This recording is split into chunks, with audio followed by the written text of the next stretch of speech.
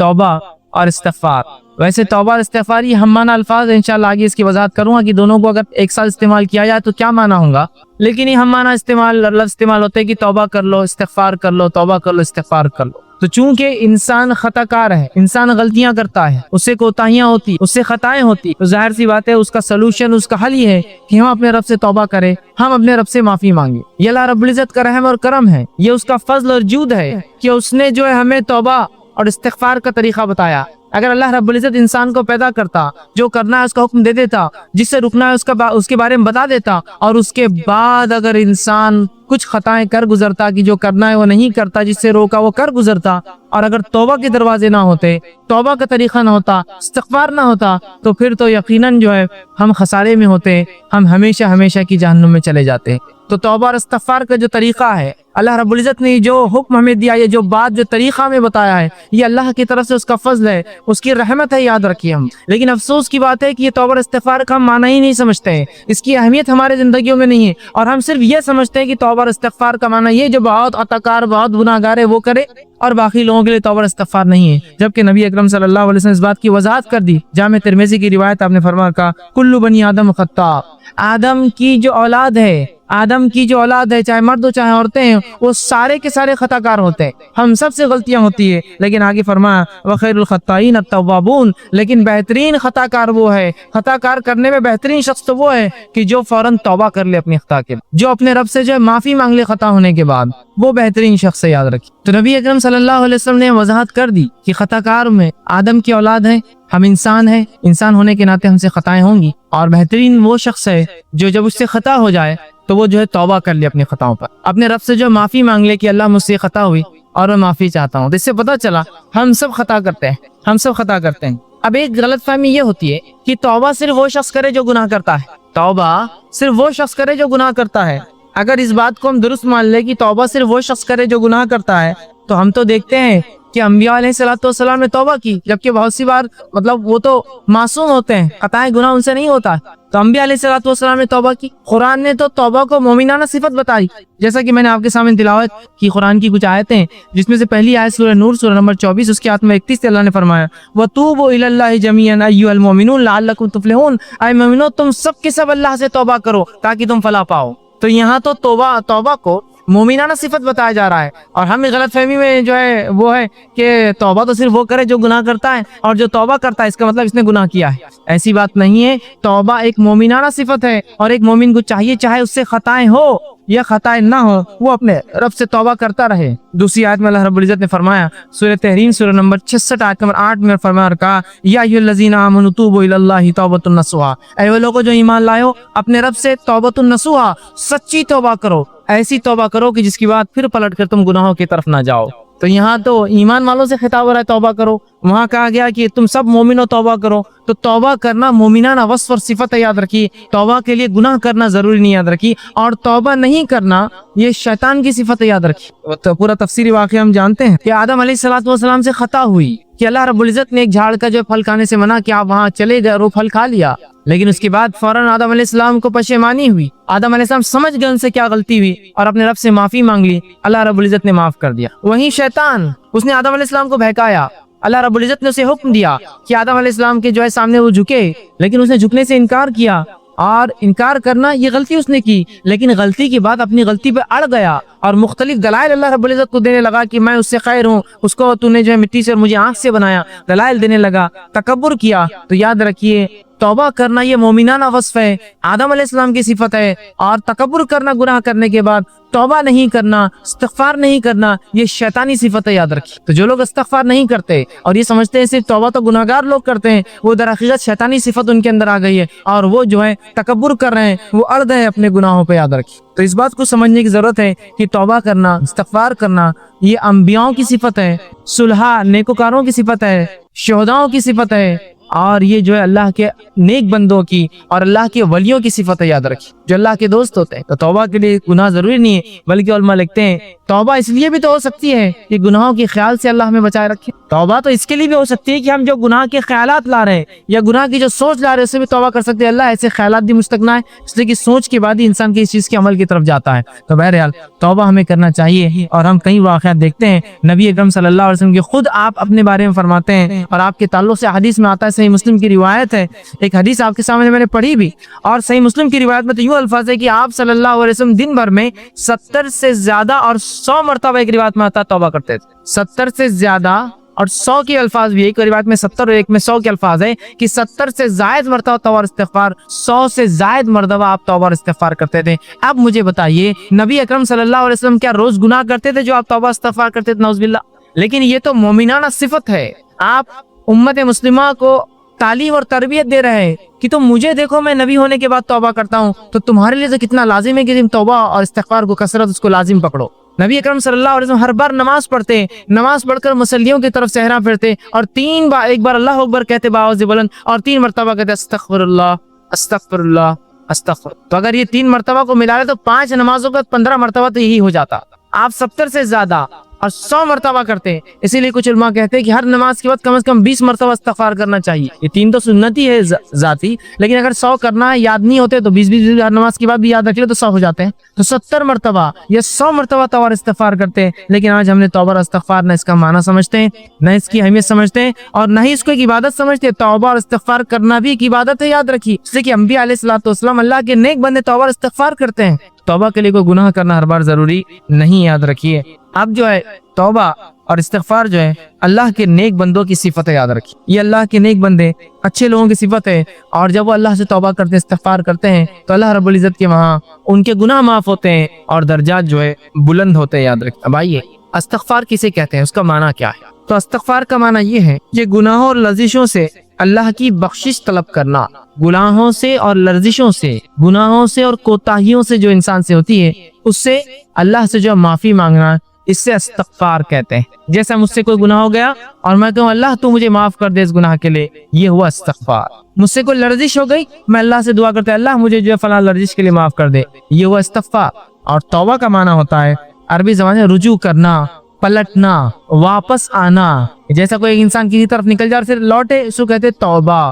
مطلب کہ کوئی انسان اللہ کے بتائے گئے طریقے کو چھوڑ کر کوئی ایسا کام کرے کہ جو حکم دیا گیا اسے چھوڑ دے، یا جس سے منع کیا اسے کر لے، اور اس کے بعد وہ کہ اللہ میں توبہ کرتا ہوں، مطلب میں واپس تیرے طریقے پہ آتا ہوں جس غلط طریقے پر میں چلا گیا تھا، تو اسے کہتے توبہ۔ تو توبہ کا معنی ہوتا ہے پلٹنا، لوٹنا، واپس اللہ کی طرف رجوع کرنا۔ استغفار کا معنی ہوتا ہے اللہ سے اپنے گناہوں کی بخشش طلب کرنا۔ اگر دونوں کو ملا لیا جائے تو یہ معنی ہوگا کہ کوئی شخص اگر گناہ کرتا ہے، جب وہ اپنے گناہوں سے رجوع کرتا ہے، گناہوں سے جو ہے پلٹتا ہے، اسے توبہ کہتے ہیں۔ اور جب پلٹنے کے بعد اللہ سے دعا کرتا ہے اللہ مجھے معاف کر دے، وہ استغفار ہوتا ہے۔ جب انسان گناہوں سے پلٹتا ہے اور رب سے دعا کرتا ہے معافی کی، تو پلٹنا توبہ ہے اور دعا کرنا معافی کی استغفار ہے۔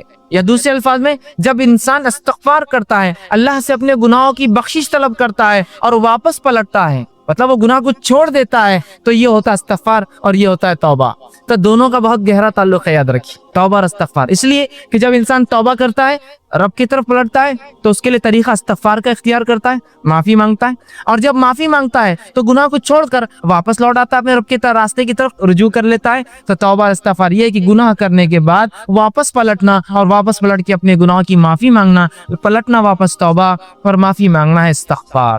تو جب دونوں ساتھ اس آئے تو اس کا معنی انسان نے واپس رجوع کیا اپنے گناہ سے اور رب سے معافی بھی اس نے مانگ لیا، یہ معنی ہوگا دونوں جب ایک ساتھ استعمال ہوں گے۔ اب آئیے توبہ کرنے والوں کی، استغفار کرنے والوں کی 3 قسمیں ہوتی ہیں جو قرآن سے ہمیں پتہ چلتی ہے۔ پہلی قسم وہ ہے جو وہ شخص ہوتے ہیں، جو وہ لوگ ہوتے ہیں جو عذاب الہی سے ڈر کر توبہ کرتے ہیں۔ پہلی قسم ان لوگوں کی ہے جو عذاب الہی سے ڈر کر توبہ کرتے ہیں، کہ جو اللہ کا عذاب ہے، جہنم کی جو وعید سنائی جاتی ہے، اور قرآن حدیث میں جو مختلف عذابات دنیا اور آخرت کے آتے ہیں جب انسان گناہوں میں جاتا ہے، تو جو انسان اللہ کے عذاب سے ڈر کر توبہ کرتا ہے اسے صاحب توبہ کہتے ہیں۔ مطلب وہ شخص توبہ کا حامل ہے، صاحب توبہ ہے، اور یہ مومنوں کی صفت ہے. یاد رکھیں توبہ کرنا کس کی صفت ہے؟ مومنوں کی صفت ہے. توبہ کرنا گنہگاروں کی صفت نہیں ہے. گناہگار تو گناہ پہ اڑ جاتا ہے, اس کو اسی لیے تو گناہگار کہا جاتا ہے. مومن گناہوں پہ اڑتا نہیں, توبہ کرتا ہے, اسے تو مومن کہلاتا. تو توبہ مومنوں کی صفت ہے, یاد رکھیے. اور پہلا وہ شخص ہے توبہ کی جو پہلی قسم ہے کہ انسان اللہ سے توبہ کرے گناہوں اور عذاب کے ڈر سے کہ اللہ عذاب دینے والا ہے, اور یہ مومنانہ صفت ہے. اس کے تعلق سے سورہ نوح اللہ نے فرمایا کہا وَتُوبُوا إِلَى اللَّهِ جَمِيعًا أَيُّهَا الْمُؤْمِنُونَ, اے مومنو تم سب کے سب اللہ سے توبہ کرو. تو یہاں پتہ چلا توبہ کس کی صفت ہے؟ مومنوں کی صفت ہے, کہ جو اللہ کے عذاب سے ڈر کر توبہ کرتے ہیں. دوسری صفت ہے توبہ کی, دوسرے لوگ وہ ہے جو توبہ کرتے ہیں. توبہ کی دوسری قسم وہ لوگ ہیں جو ثواب اور لالچ کے لیے توبہ کرتے ہیں, کہ توبہ کرنے سے ثواب ملے گا, ہے نا, اور وہ ثواب کی لالچ اور حرص میں توبہ کرتے ہیں. اور یہ صفت صالحین اور اللہ کے جو ولی ہوتے ہیں, نیک صفت لوگ ہوتے ہیں, ان کی صفت. یہ توبہ گناہ کی بنیاد پر, یہ اللہ کے عذاب سے ڈر کر نہیں کرتے ہیں. یہ توبہ اس لیے کرتے ہیں کہ ان کو لالچ ہوتی ہے کہ توبہ کرنے کی وجہ سے اللہ ہمارے درجات کو بلند کریں گا, اللہ اس کا اجر دیں گا نا, چونکہ انسان توبہ کر رہا ہے کنٹینیو, تو وہ لالچ میں توبہ کرتے ہیں. اور یہ صفت جو ہوتی ہے یہ اللہ کے مقرب بندوں کی, صالحین کی اور اللہ کے ولی صفت لوگوں کی ہوتی ہے. اور اللہ رب العزت نے سورہ قاف سورہ نمبر 50 کی آیت نمبر 33 سے فرمایا اور کہا وجاء بقلب منیب, ٹھیک ہے. اور ایسے لوگوں کو یاد رکھیے جو ہے انابت کہتے ہیں. اور اللہ نے کہا وجاء بقلب منیب, اور جو رجوع کر لائے, رجوع کرنے والا دل لے کر آئے, ایک ایسا دل لے کر آئے جو منیب ہو, انابت والا ہو, اپنے رب کی طرف رجوع کرتا ہو, اس لالچ میں کہ اس کا رب اس میں گناہ کی وجہ سے نہیں ثواب دیں گا. ٹھیک, تو یہاں کا وہ شخص جو اللہ کے پاس لائے ایک رجوع کرنے والا دل, یہ صالحین اور اللہ کے مقرب بندوں کی صفت ہے. تیسری قسم توبہ کی وہی ہے جو لوگ کرتے ہیں, وہ لوگ ہیں جو محض اللہ کی اطاعت میں توبہ کرتے ہیں, گناہ بھی نہیں کرتے, لالچ میں بھی نہیں, اللہ کی اطاعت میں توبہ کرتے ہیں, جن کے اندر انبیاء اور مرسلین ہیں, اللہ کے نبی اور رسول ہے, جو گناہ بھی نہیں کرتے ہیں, عذاب کے ڈر سے نہیں بھی کرتے ہیں, بلکہ وہ جو لوگ ہوتے ہیں وہ اس لیے توبہ کرتے ہیں کہ اللہ کی اطاعت ہے, اللہ نے حکم دیا توبہ کا, اس لیے ہم توبہ کر رہے ہیں. اور یہ اللہ کے انبیاء کی اور جو ہے مرسلین جس کو کہیں رسولوں کی جو ہے صفت ہے, اور اس کو جو ہے اوبا کہتے ہیں, اوبا کہتے ہیں عربی میں, جس کے تعلق سے قرآن نے فرمایا سورہ صاد کہ وہ جو ہے نہ گناہ کرتے ہیں نہ ثواب کی لالچ, بس اللہ کی اطاعت میں, کہ اللہ نے حکم دیا توبہ استغفار کا, وہ کثرت سے توبہ استغفار کرتے تھے. جیسے خود نبی اکرم صلی اللہ علیہ وسلم کی صفت میں نے آپ کے سامنے رکھی, آپ 70 سے زائد یا 100 مرتبہ تک ہر روز جو ہے توبہ کرتے تھے. اب آئیے توبہ اور استغفار جو ہے ہم کوشش کریں کہ جو ہے ہم اپنے اوپر جو ہے لازم کر لے, یاد رکھیں. اور توبہ اور استغفار جو ہے دو شکلوں کے اندر ہم پر لازم آتا ہے, واجب آتا ہے. دیکھیے, اطاعت میں توبہ کرنا, فرما برداری میں توبہ کرنا, ثواب کی لالچ سے توبہ کرنا, یہ تو اچھی بات ہے. لیکن دو مقامات ایسے ہوتے ہیں جہاں توبہ اور استغفار کرنا واجب ہے, ضروری ہو جاتا ہے. ہمارے حال تو یہ ہے جہاں واجب ہے وہاں بھی نہیں کرتے, اور جہاں لالچ ہونا چاہیے وہاں بھی نہیں کرتے, نہ کہیں اور کرتے ہیں. دو شکلوں میں واجب ہے, کمپلسری ہے, فرض ہے. وہ دو شکلیں کون سی ہے؟ پہلا, جب بندہ ایسا کوئی کام نہیں کرتا ہے جس کے کرنے کا حکم اس کے رب نے دیا ہے, تو توبہ اس پر واجب آ جاتی ہے. نماز پڑھو, روزہ رکھو, زکوٰۃ دو, حج کرو, اچھائی کا حکم دو, برائی سے روکو, پڑوسی سے اچھا سلوک کرو, رشتوں کو نبھاؤ, مسکینوں کا حق ادا کرو, یتیموں کا حق ادا کرو, مسافروں کا حق ادا کرو, یہ تمام چیزیں. تو جب کوئی حکم شریعت دیتی ہے, انسان وہ حکم کو بجا نہیں لاتا, تو اس پر توبہ واجب ہو جاتی ہے, استغفار واجب ہو جاتا ہے. اور دوسری شکل جس میں توبہ اور استغفار واجب ہو جاتی ہے ایک شخص پر, وہ دوسری شکل تب ہوتی ہے جب انسان شریعت کے اس عمل کو کر گزرتا ہے جس عمل سے شریعت نے روکا ہے. شراب مت پیو, زنا مت کرو, برے کام مت کرو, بد کلامی مت کرو, جھوٹ مت بولو, چوری مت کرو, ہے نا. تو یہ گناہ والی چیزیں.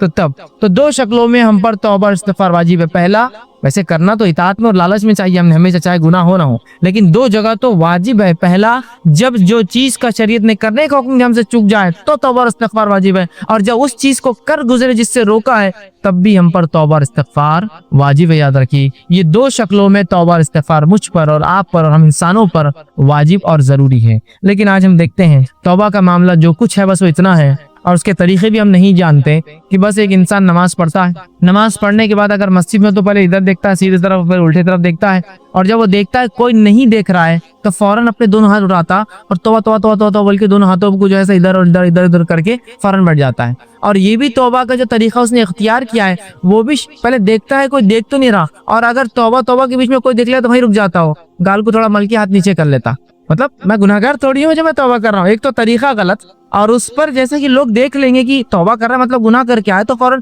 گناہگار تھوڑی ہوں میں. تو نہ توبہ واجب پر ہم کر رہے جب ضروری ہے، نہ توبہ ہم اطاعت میں کر رہے کہ ہمارے نبی توبہ روز کرتے تھے، استغفار کرتے تھے. اتباع میں بھی نہیں ہے، لالچ میں بھی نہیں ہے، خوف سے بھی نہیں ہے، نہ واجب چیزوں پر ہے جہاں ضروری ہے توبہ استغفار کرنا. اور جو کچھ ہے بس وہ توبہ والا ہے جو بچوں کو پنشمنٹ کے طور پر، سزا کے طور پر بولا جاتا ہے کہ چلو چیکس کو ہاتھ لگاؤ، گالوں کو ہاتھ لگاؤ اور توبہ توبہ، اور پتہ نہیں بس اسی کو ہم سمجھتے توبہ ہے. اور انسان بس دعا کیا، تھوڑا ہاتھوں کو یوں کرا اور میں نے دیکھا لوگ پھر وہ ہاتھ پھیرتے اور اٹھ کر چلے جاتے ہیں. جو کچھ ہے بس وہ اس حد تک ہے اور اس لمٹ میں. یاد رکھیے ہمیں چاہیے کہ ہم کثرت سے توبہ استغفار، کثرت سے اپنے زندگی کا جو ہے اس کو معمول بنا لیں. معمول سمجھتے نا، مطلب یہ روز مرہ کی کوئی ایسی چیز جس کو انسان ہمیشہ کرتا ہے اس کو معمول بنا لے، جس طرح سے ہمارے نبی کا معمول تھا صلی اللہ علیہ وسلم کہ آپ توبہ استغفار کی کثرت کرتے تھے تاکہ امت اس بات کو سیکھ لیں. اسی طرح توبہ قبول کرنا اللہ سبحانہ تعالیٰ کی صفت ہے، یاد رکھیے. اور اللہ سبحانہ تعالیٰ کے علاوہ ہماری توبہ کوئی قبول نہیں کرتا. یاد توبہ توبہ قبول کرنا یہ اللہ کی صفت ہے. اسی لیے اللہ کی ایک صفت تواب ہے. تواب کا معنی توبہ قبول کرنے والا، اور تواب کا معنی یہ بھی ہوتا ہے توبہ کرنے والا. دونوں ہی معنی ہوتے ہیں عربی میں. تو توبہ یا تواب کا معنی ہوتا ہے رجوع کرنے والا، پلٹنے والا. تو بندہ گناہ کرتا ہے، رب کی طرف پلٹتا ہے، رب بندے کے گناہ کو معاف کر کے اس کی طرف رجوع کرتا ہے. ٹھیک ہے، تو توبہ قبول کرنا اللہ کی صفت ہے، اور توبہ اللہ کے علاوہ کوئی قبول نہیں کرتا. یہ بات یاد رکھیے. بہت سے لوگ بہت سارے در اور دیواروں پر جا کر توبہ کرتے ہیں اور ان سے توبہوں کی دعائیں دیتے ہیں. توبہ صرف اللہ قبول کرتا ہے. توبہ قبول کرنا اور گناہ معاف کرنا صرف اللہ کی صفت ہے، یاد رکھیے. اس کے علاوہ کسی در پر انسان کی توبہ قبول نہیں ہوتی ہے، اور اس کے لیے کوئی گھڑی، کوئی وقت، کوئی پل نہیں ہے. انسان کو جب لگے کہ اس سے گناہ ہوا تھا تب تو واجب ہو گئی. اس کے علاوہ بھی جب یاد آئے استغفار، سب سے اتنا تو بول سکتا ہے نا، کوئی بھی دعائیں یاد نہیں ہوتی مجھے، استغفار، استغفر اللہ، اتنا تو بول سکتا ہے نا. بس وہ کثرت سے بولتا رہے، کثرت سے بولتا رہے.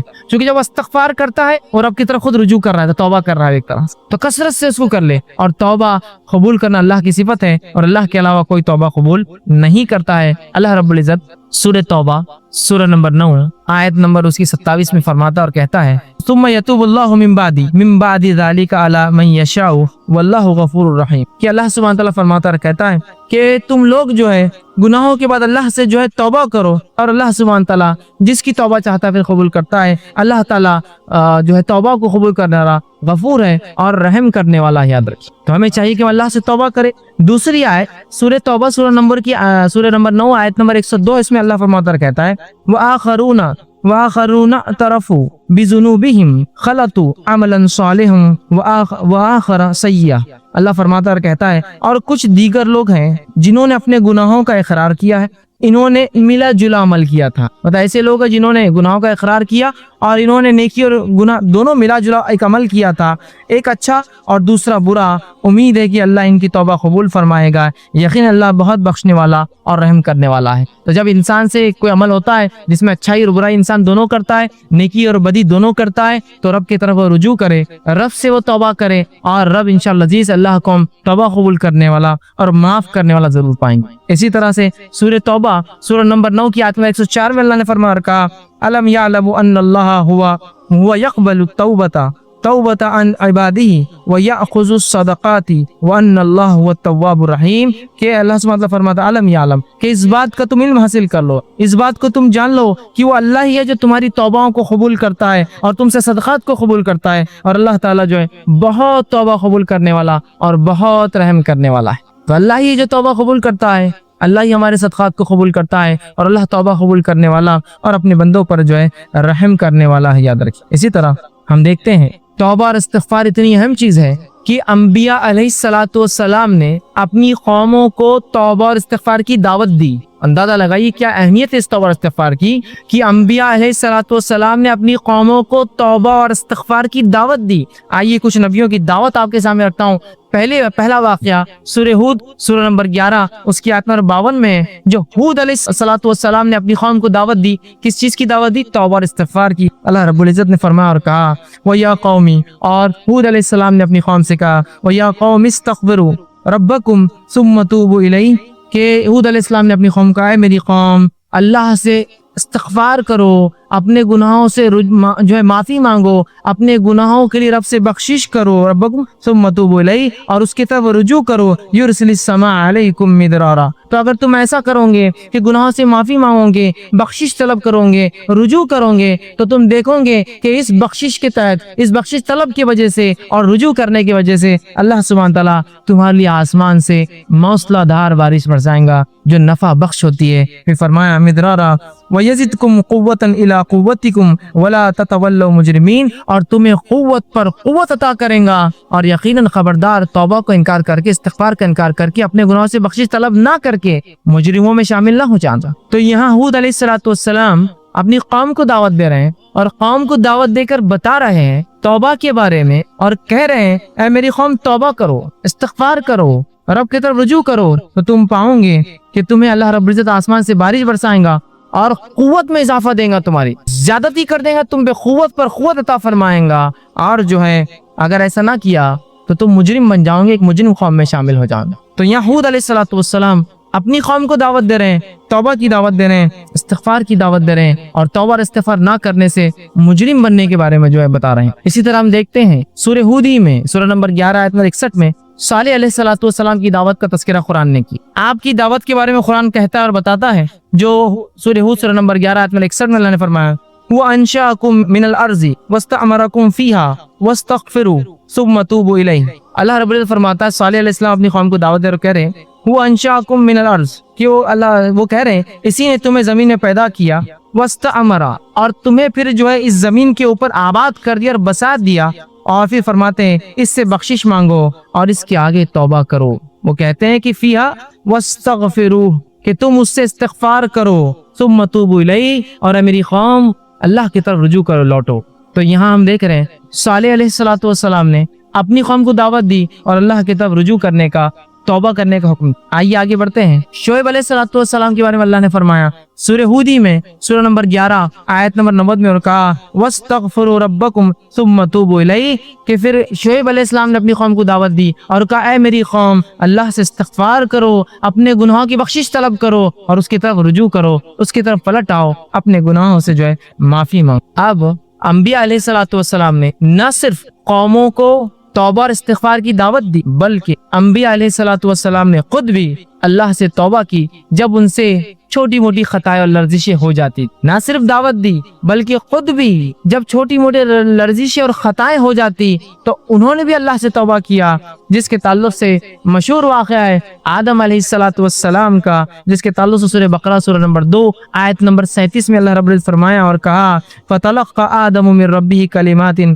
فَتَابَ عَلَيْهِ، تو آدم علیہ السلام کو جب وہ خطا ہوئی کہ جو انہوں نے وہ پھل کھا لیا جس سے منع کیا گیا تھا، تو اللہ نے کہا پھر ہم نے آدم کو کلمات سکھائے اور وہ آدم نے کلمات ادا کیے تاکہ جو ہے فتاب علیہ، اور پھر ہم نے ہمارے طرف آدم نے رجوع کیا اور ہم نے آدم علیہ السلام کو معاف۔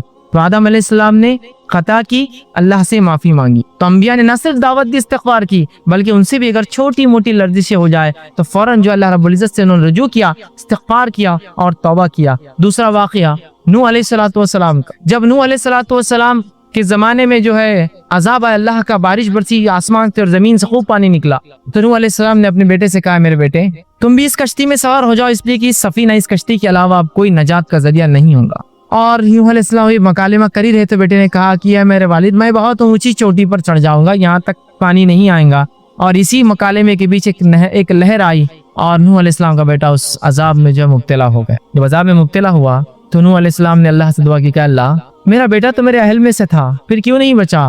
تو نوح علیہ السلام کی اس بات پہ اللہ رب العزت ناراض ہوا کہ نوح علیہ السلام نے ایسے کیسے سوال کر دیا اللہ سے، اللہ بہتر جانتا تھا۔ تو اللہ نے جواب دیا اور نوح سے کہا، سنیے واقعے کو، سورہ ہود سورہ نمبر 11 آیت نمبر 47 میں اللہ نے فرمایا قال ربی انی اعوذ بک ان اسألک ما لیس لی بعلم، کہ نوح علیہ السلام نے جب یہ بات کہہ دی اللہ ناراض ہوا تو فوراً نوح علیہ السلام نے اللہ سے گزارشی دعا کی، کہا قال ربی انی اعوذ بک، اے اللہ میں تیری پناہ میں آتا ہوں، ان اسألک ما لیس بعلم، کہ ایسا میں نے تجھ سے سوال کر لیا جس کے بارے میں مجھے علم نہیں تھا، تو بہتر جانتا تھا کہ تو نے کیوں کیا میرے بیٹے کے ساتھ، لیکن نوح علیہ السلام چونکہ سوال کر گزرے تھے تو فوراً جیسی اللہ کی ناراضگی کا علم ہوا کہ اللہ میں تجھ میں پناہ مانگتا ہوں کہ میں نے ایسا سوال تجھ سے کیا جس کے بارے میں اللہ مجھے علم نہیں تھا، آگے فرماتے علم و الا استغفر لی وترحمنی اکم من الخاسرین، اور میں تجھ سے توبہ کرتا ہوں، تجھ سے بخشش طلب کرتا ہوں اور تجھ سے رحم طلب کرتا ہوں، اگر ایسا نہ ہوا تو میں تو خسارہ اٹھانے والوں میں سے ہو جاؤں گا اللہ۔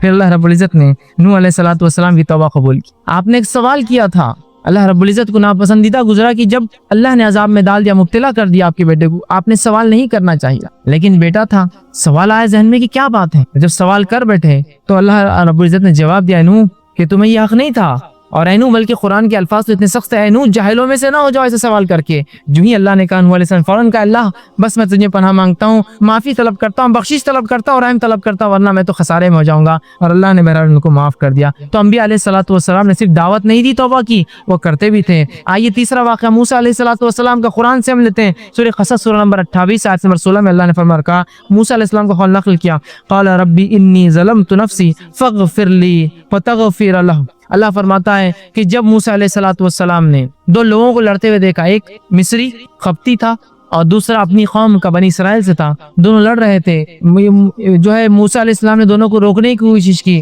جب وہ قبطی نے جو رکنے کا ارادہ نہ دکھایا تو موسیٰ علیہ الصلوۃ والسلام نے اس نیت سے نہیں کہ اسے مارے، اس نیت سے کہ ڈیفنس اس کو دور کرے، اس کو ایک مکہ مارا۔ وہ مکہ اتنے زور سے اسے لگا جا کر، اور انبیاء علیہ الصلوۃ والسلام بہت مکمل انسان ہوتے ہیں، بہت طاقتور انسان ہوتے ہیں، جب وہ مکہ اسے پڑا تو وہ تاب نہ لا سکا اور اسی جگہ وہ مر گیا۔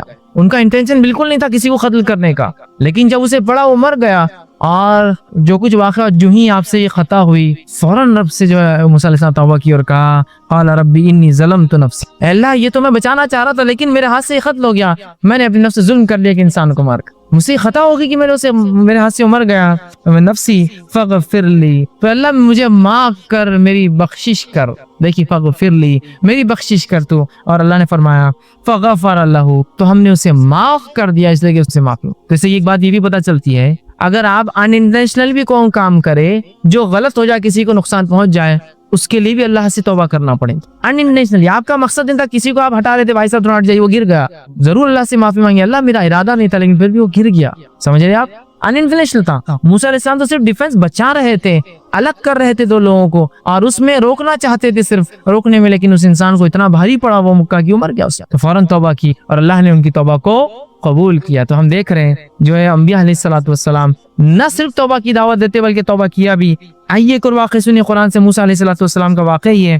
موسیٰ علیہ الصلوۃ والسلام نے اللہ سے ضد کی اور کہا، اللہ میں دیکھنا چاہتا ہوں آپ۔ اللہ نے کہا موسیٰ تم نہیں تاب لا پاؤں گے، کہا نہیں پھر بھی میں کوشش کروں گا۔ اچھا کہا اچھا ٹھیک ہے، میری ایک تجلی جو ہے اس پہاڑ پر ظاہر ہوں گی، اگر تم وہ تجلی نہیں اس پہاڑ کو دیکھ پائے، جب میری تجلی اس پر طاری ہوں گی تو تم مجھے دیکھ پاؤں گے پھر۔ کہا ٹھیک ہے، اور جو ہی تجلی کا ایک حصہ اس پہ آیا وہ پہاڑ ریزہ ریزہ ہو کے برباد ہو گیا، اور موسیٰ علیہ السلام بے ہوش ہو کے گر گئے۔ جب ہوش میں آئے تو اللہ نے واقعہ بیان کیا سورہ اعراف سورہ نمبر 7 کی آیت نمبر 143 میں، اور آپ نے موسیٰ علیہ السلام اللہ سے دعا کی اور کہا فلما افاقا، جب رفاقہ ہوا، ہوش میں آئے تو فوراً کہا افاقا قال سبحانک تبت الیک وانا اول المؤمنین، اے اللہ میں تیری طرف رجوع کرتا ہوں، تجھ سے توبہ کرتا ہوں کہ میں نے ایسا تجھ سے جو ڈیمانڈ کر لیا، سوال کر لیا جو نہیں کرنا چاہیے تھا، اور میں سب سے پہلے ایمان لانے والوں میں سے، میں سب سے پہلے ایمان لانے والوں میں۔ تو یہاں آپ دیکھ رہے ہیں، ہم دیکھ رہے ہیں کہ موسیٰ علیہ الصلوۃ والسلام نے بھی اللہ رب العزت سے توبہ استغفار کیا۔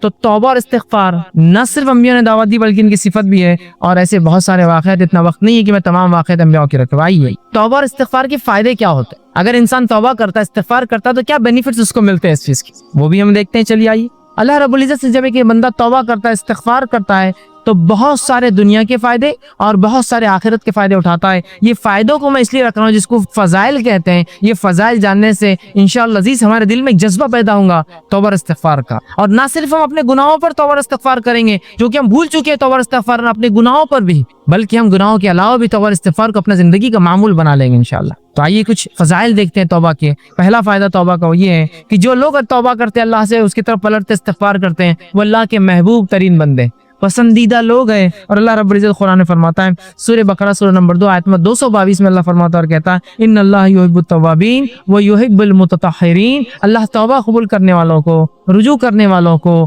گناہوں سے پلٹنے والوں کو، اور پاکیزہ رہنے والوں کو، صاف ستھرے رہنے والوں کو پسند کرتا ہے۔ تو توبہ کرنے کا پہلا فائدہ اللہ کی محبت انسان کو حاصل ہوتی ہے اور اس کے محبوب بندوں میں اس کا شمار ہوتا ہے، اس لیے کہ اللہ محبوب کو رکھتا ہے، پسند کرتا ہے توبہ کرنے والوں۔ دوسرا فائدہ توبہ کرنے کا جو کہ انسان کو ملتا ہے وہ کیا ہے؟ اللہ اسے بخش دیتا ہے، توبہ کرنے والے کو اللہ بخش دیتا ہے، معاف کر دیتا ہے، اس کی خطاؤں کو درگزر کر دیتا ہے۔ اللہ رب العزت قرآن میں فرماتا ہے، سورہ طٰہٰ سورہ نمبر 20 آیت نمبر 82، اللہ فرماتا ہے وَإِنِّي لَغَفَّارٌ لِمَن تَابَ وَآمَنَ وَعَمِلَ صَالِحًا ثُمَّ اهْتَدَىٰ۔ سن لیجئے کیا فرماتا اللہ کہ میں جو ہے لوگوں کو معاف کرتا ہوں، لمن تابا، جو میری طرف رجوع کرتا ہے، جو میرے سے توبہ کرتا ہے میں اسے معاف کرتا ہوں، لیکن کنڈیشنل ہے میری معافی۔ پہلی شرط معافی کے لیے وآمنا، وہ ایمان والا ہو، وعمل صالحا، اور پھر نیک کام کرے توبہ کرنے کے بعد۔ اس کے ہرگز معلوم مطلب یہ نہیں کہ توبہ کر لیا مطلب نیا اکاؤنٹ کھولنے کی اجازت مل گئی مجھے اب گناہ کرنے۔ توبہ کرتا ہے ایمان والا انسان اور پھر نیک کام کرتا ہے تو اللہ رب العزت فرماتا ہے وَإِنِّي لَغَفَّارٌ لِمَن تَابَ، کہ ان لوگوں کی میں توبہ قبول کرتا ہوں جو مجھ سے توبہ کرتے ہیں اور انہیں معاف کر دیتا ہوں، اور پھر وہ ایمان لائے اور نیک عمل پھر کرتے رہے اور اس معاملے پہ جم جائے، اس معاملے بڑھ جائے۔ تیسرا فائدہ، چوتھا فائدہ اور پانچواں فائدہ چونکہ ایک ہی حدیث میں آتا ہے اس لیے میں ایک ساتھ رکھوں گا۔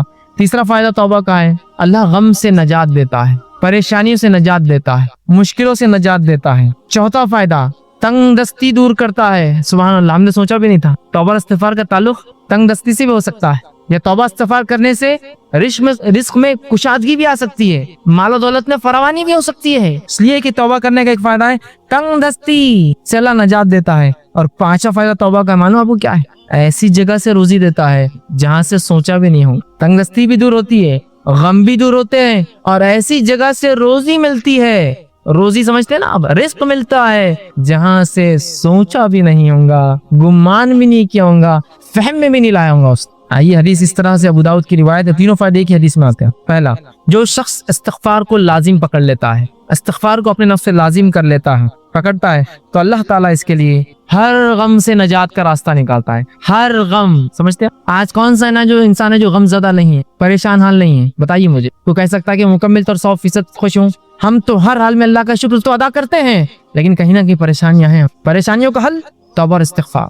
ہم نے تو کبھی سوچا ہی نہیں تھا کہ غم کا علاج بھی استغفار ہو سکتا ہے۔ ہر غم سے اللہ نجات دیتا ہے استغفار کی بنیاد پہ، اس کی فضیلت یہ ہے۔ دوسرا، ہر تنگ دستی سے کشادگی کی طرف لے آتا ہے، ہر قسم کی غربت اور تنگ دستی سے نکال کے کشادگی کی طرف لاتا ہے۔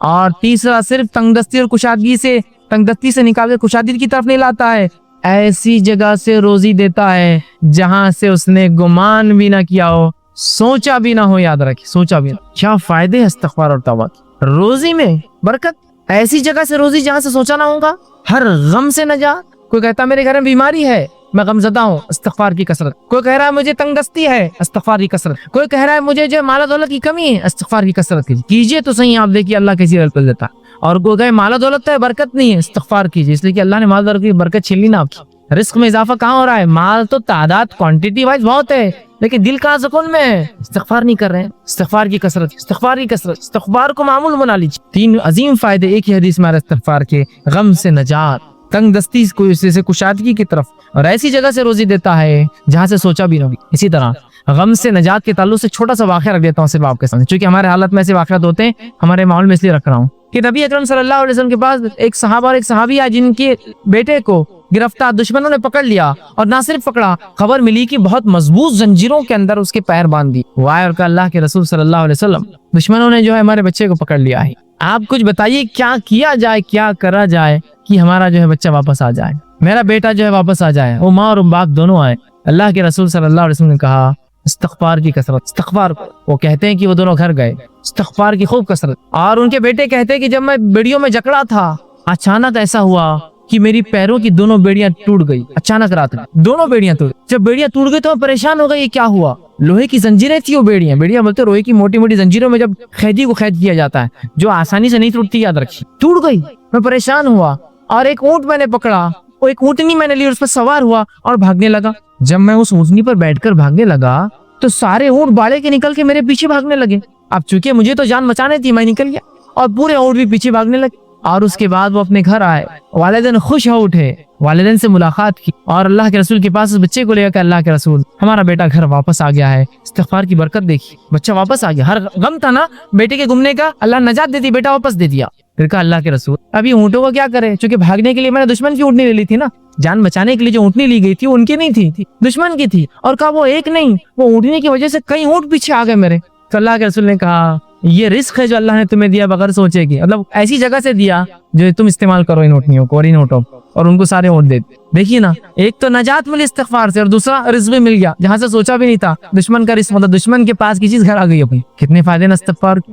آئیے استغفار کے اور فائدے سمجھ. چھٹا, ساتواں, آٹھواں, نواں فائدہ ایک ہی آیت کے اندر آتا ہے, اس لیے 4 فائدے رکھ رہا ہوں. چھٹا فائدہ, بہترین اللہ موسلادھار بارش برساتا ہے استغفار کی کثرت سے. اسی طرح مال میں اضافہ کرتا ہے اللہ جو ہے استغفار کی کثرت سے اور توبہ کی کثرت سے. اولاد میں ترقی دیتا ہے اللہ استغفار اور توبہ کی کثرت سے. اور باغات اور نہریں نکال دیتا ہے, رزق کے ذریعے بنا دیتا ہے استغفار کی کثرت سے. اللہ رب العزت نے سورہ نوح سورہ نمبر 71 آیت نمبر 10, 11 اور 12 میں فرمایا اور کہا, نوح علیہ السلام نے اپنی قوم کو دعوت دی, اور دعوت دیتے وقت وہ انہیں کیا کہہ رہے سنیے. وہ کہتے ہیں قُلْتُ اسْتَغْفِرُوا رَبَّكُمْ إِنَّهُ كَانَ غَفَّارًا, اے میری قوم اپنے رب سے استغفار کرو اپنے گناہوں کے لیے, تم شرک جیسی برے جرم میں جو ہے پھنسے ہوئے ہو, اپنے رب سے معافی مانگو جو إِنَّهُ كَانَ غَفَّارًا, تمہارا رب ہمارا رب ضرور ہمیں معاف کرے گا اس گناہ کے لیے بھی اور تمام چیزوں کے لیے.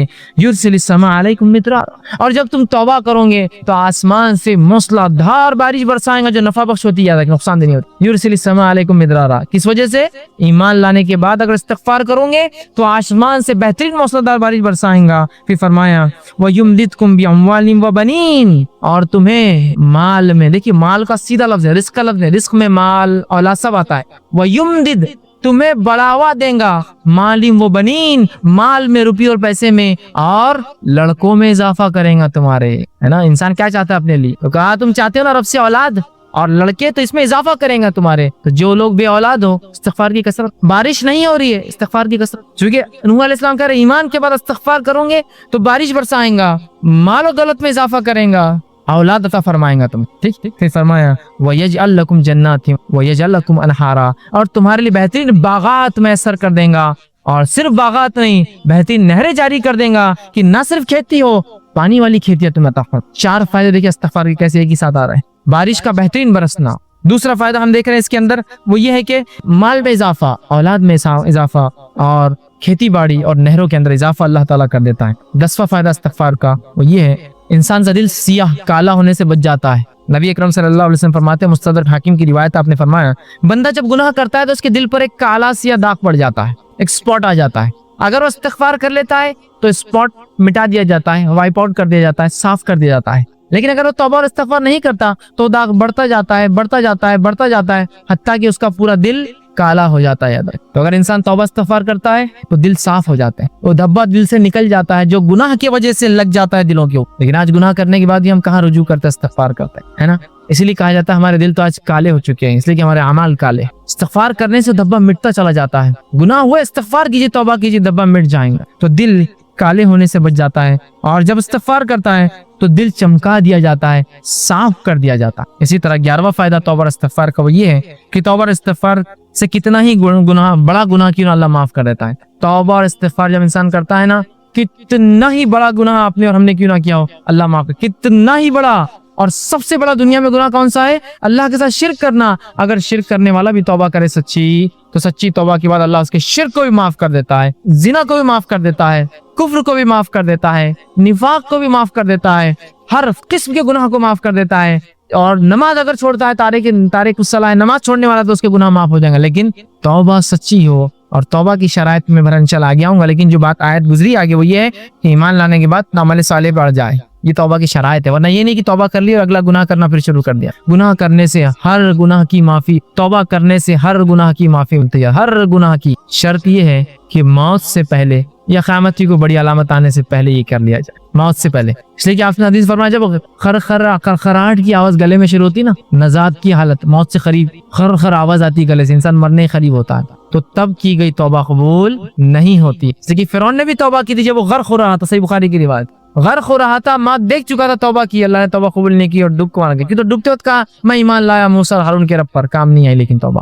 تو اس سے پہلے کی موت آئے توبہ کر لے یا کوئی علامت آ جائے قیامت کی, توبہ ضروری آتا. ہر گناہ کی توبہ اللہ معاف کرتا ہے, لیکن زندگی میں یاد رکھیں مرنے سے پہلے اور نجات کی مطلب مرنے کے بعد اور نجات کی حالت سے پہلے اگر توبہ نہ ہوئی تو پھر توبہ کی گنجائش ہے. جو گناہ ہم سے ہوا ہو کتنا ہی بڑا کیوں نہ ہو, سچی توبہ اپنے رب سے کیجیے, یاد رکھیے توبہ تو نصوحہ کیجیے, انشاءاللہ عزیز ہمارا رب کو ہم پائیں گے کہ وہ ہر گناہ کو معاف کرتا ہے. آئیے 12واں فائدہ, سچی توبہ کرنے سے ایک ایسا عظیم فائدہ ہے. سنیے, سچی توبہ کرنے سے اللہ گناہوں کو بھی نیکی میں تبدیل کر دیتا. سبحان اللہ. ایسا کہیں ہوتا ہے کسی کا آپ نے نقصان کیا, نقصان کرنے کے بعد معافی مانگی اور اس نے اتنے نقصان کے بدلے آپ کو کچھ عطا کر دیا. ہوتا یہ کہ معافی دے دے تو بڑی بات ہے, نہیں تو چیز بھر کے بھی دینا پڑتی, معافی مانگنا پڑتی, زندگی بھر کی دشمنی بھی رہتی. باقی گناہوں کو نیکی میں تبدیل کر دے اگر توبہ سچی ہو تو. نبی اکرم صلی اللہ علیہ وسلم کے پاس ایک ایسا قبیلہ آیا عرب کا جو لوٹ مار کرتا تھا, راستوں مسافروں کو لوٹتا تھا اور وہی ان کے انکم کا ذریعہ تھا. خون خرابہ, قتل, غارت گری, شرک اور کفر اور لوٹ مار. وائے کہ اللہ کے رسول, کیا ہماری توبہ ہے؟ اللہ ہم اگر توبہ کرنا چاہتے ہیں کہ ہماری توبہ ہے جو اتنے گناہ ہم زندگی میں کر چکے ہیں, اور آج کون سا ایسا انسان ہے دنیا میں جو معافی نہیں چاہتا اپنے گناہوں کے لیے؟ راستہ یہ ہے معافی کا, راستہ یہ ہے معافی. ہر انسان چاہتا ہے اسے گناہ معاف ہو, ہر انسان ریپینٹ کرنا چاہتا ہے, توبہ کرنا چاہتا, استغفار کرنا چاہتا ہے اپنے رب. یہ ہے طریقہ توبہ. تو کہا ہماری کوئی توبہ ہے؟ اللہ رب العزت نے ایک بڑی طویل آیت نازل کی کہ وہ لوگ جو کفر کرتے ہیں, قتل کرتے ہیں, ٹھیک ہے, اور جو ہے اسی میں جو کفر اور شرک اور قتل غارت گری میں ان کی موت آ جاتی ہے تو اللہ ان سے عذاب کو نہیں ہٹائیں گا. لیکن آگے فرمایا جو کہ جو ہے آیت اس طرح سے اللہ فرماتا ہے الا من تاب وعمل عملا صالحا فاولئک یبدل اللہ سیئاتہم حسنات وکان اللہ غفورا رحیما. اللہ نے فرمایا الا من تابا, ان گناہوں کے بعد اگر کوئی توبہ کر لے, شرک کیا تھا, قتل کیا تھا, جو کچھ کیا تھا, اگر توبہ کر لے, وہ آمنا, اور پہلی شرط ایمان لائے, اور الحمدللہ ہم تو مسلمان ہیں تو ایمان تو ایمان والے ہم ہیں ہی. اس کے بعد دوسری شرط وہ عمل عملا صالحا, اور اس کے بعد نیک کام شروع کر دے, عمل صالحا فاولئک, تو اللہ پھر اس عمل کے بدلے کی ایمان والا ہے, سچی توبہ کیا, اولئک یبدل اللہ سیئاتہم, تو اللہ بدل لیں گا ان کے گناہوں کو حسنات, نیکیوں کے اندر. سبحان اللہ. اور آگے فرمایا وکان اللہ غفور الرحیم, اور اللہ تعالیٰ تو معاف کرنے والا اور رحم کرنے والا ہے. تو گناہ بھی نیکی میں تبدیل ہو سکتے اگر سچی توبہ انسان. اسی طرح ابن ماجہ کی روایت ہے, آپ صلی اللہ علیہ وسلم فرماتے کہتے ہیں اگر تم اس قدر گناہ کرو کہ تمہارے گناہ آسمان تک پہنچ جائے.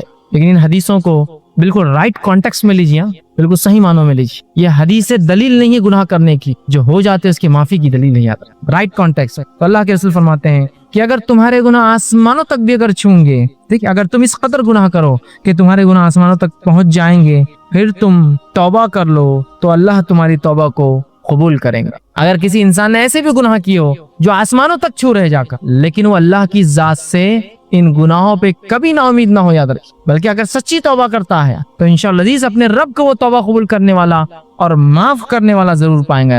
لیکن توبہ سچی ہو, اس کے شرائط کے ساتھ, یاد رکھیں. چلیے آئیے آگے 13ویں چیز, 13واں فائدہ جو ہم توبہ کا فائدہ اٹھاتے ہیں اور جو ہے استغفار کا, آدمی سچی توبہ کی وجہ سے جنت کا مستحق بن جاتا ہے.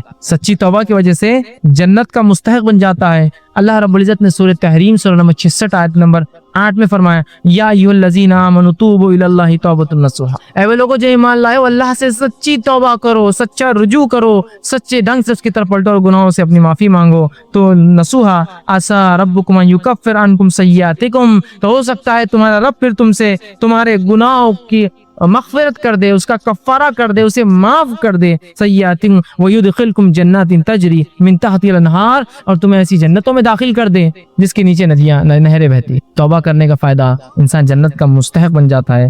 14 اور آخری فائدہ جو آج میں رکھوں گا توبہ کا, وہ یہ ہے جب انسان سچی توبہ کرتا ہے, سچے طور سے ندامت ہوتا ہے, توبہ کرتا ہے, تو جو ہے اللہ رب العزت جو ہے اس سے خوش ہوتا ہے. انسان جب توبہ کرتا ہے تو اللہ خوش ہوتا ہے, ناراض نہیں ہوتا. ہاں ناراض تو ان سے ہوتا ہے جو گناہ کرے اور اڑ جائے اس پر, لیکن جو توبہ کرتے ہیں اللہ خوش ہوتا ہے.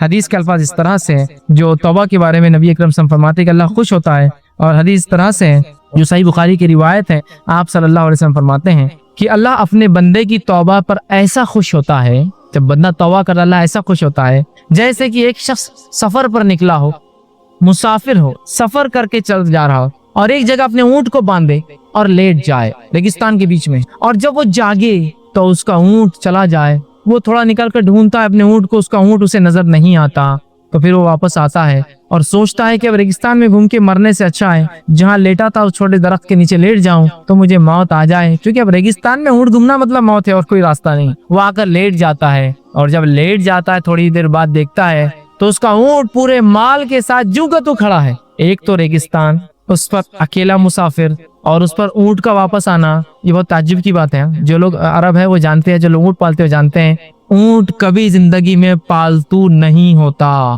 اس لیے حدیث میں آپ نے فرمایا قرآن جو شخص حفظ کرتا ہے اسے پکڑ کر رکھے, اس لیے کہ قرآن کا حفظ ایسے ذہن سے نکلتا ہے جیسے اونٹ مالک سے نکل کر بھاگ جاتا ہے. ایک اونٹ کو آپ 100 سال پالیے, 100 سال بعد رسی ایک بار کھلی چھوڑیے, ایسے بھاگے گا کہ کبھی واپس لوٹ کر نہیں آئیں گے, لیکن اس کا اونٹ واپس مال کے ساتھ آ جاتا ہے. اس لیے خوشی کی بات کیا, اور وہ خوشی سے جم اٹھتا ہے اور کہتا ہے خوشی میں, اے اللہ میں تیرا رب اور تو میرا بندہ. خوشی میں, کیونکہ اس کو سمجھتا نہیں کیا بولوں اس خوشی کے اندر, تو کہتا ہے اللہ میں تیرا رب اور تو میرا بندہ.